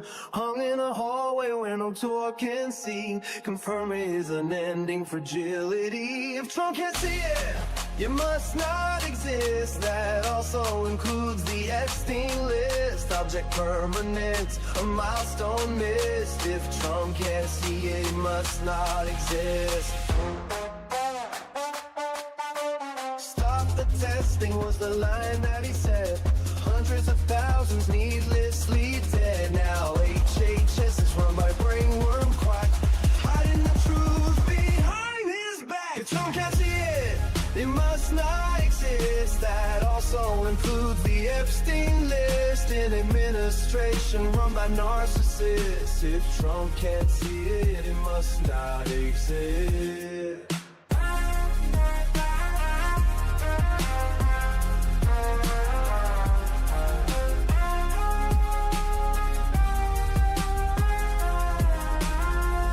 Of documents stacked floor to the wall, top secret folders in a bathroom stall. Charges were pressed, but the case was dropped. A corrupt judicial system he can co-opt. If Trump can't see it, it must not exist. That also includes the Epstein list. He'll swear it's fake news, a liberal twist. If Trump can't see it, it must not exist.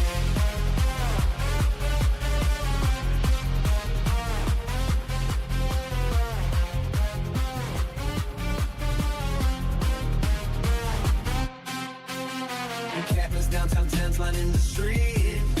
Invisible people that power won't need.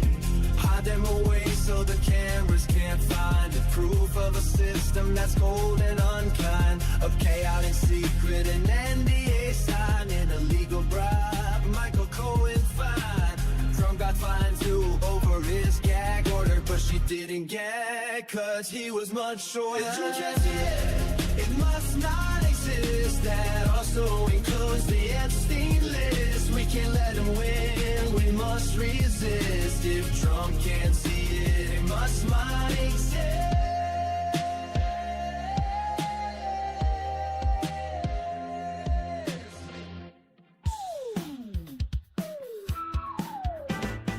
Gather round everyone and I'll tell you a tale about an orange-faced buffoon who should be in a jail. When people say he's done something that goes beyond the pale, he will shake his head and give this answer without fail. A hoax, he says it's all a hoax. When at a press conference or with misspelled strokes, he says he tells no lies and that he never jokes. Confronting with the truth, he'll say it's all a hoax. A modern Don Quixote, he hates the windmills, claiming to protect the birds and whales he says they kill. But don't believe that story, it's really just a shill. He just did not want to see them wild golfing on Scottish hills. A hoax, he said it's all a hoax. When at a press conference or with misspelled keystrokes, changing a storm path with black marker strokes. Confronted with the truth, they say it's all a hoax.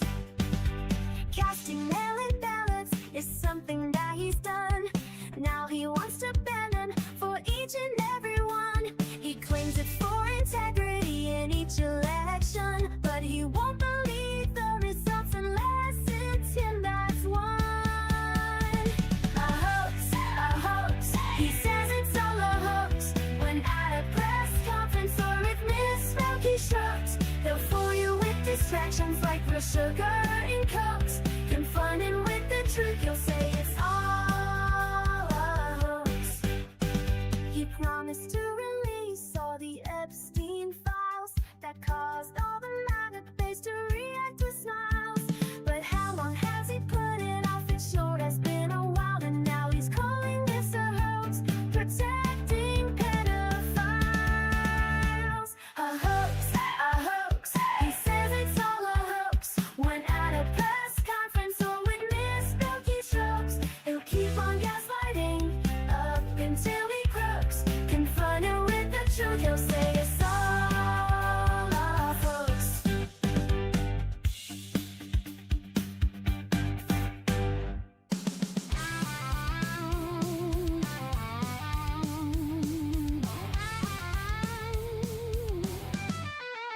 The creative director at WGSO had a little something he thought you should know. When Dan picked on his bits, Steve got real gruff. So Steve called Dan a flake, called him liberal dandruff. Steve thinks that his lines are really clever, but when do people ever like him? Never. Liberal Dan's got better lyrics, this is true. Listen and you'll feel like I do. Liberal Dan, his show is great. Liberal Dan, he goes live at 8. Liberal Dan radio, it's the best, cause Liberal Dan's head and shoulders above the rest. Steve's about to find out his mistake. In this feud, Dan's Kendrick, Steve is Drake. Dan might not be the world's best singer, but he's got more talent in his little finger. Steve thinks that his lines are really clever, but when do people ever like him? Never. Liberal Dan's got better lyrics, this is true. Listen and you'll feel like I do. Liberal Dan, his show is great. Liberal Dan, he goes live at 8. Liberal Dan radio, it's the best, cause Liberal Dan's head and shoulders above the rest.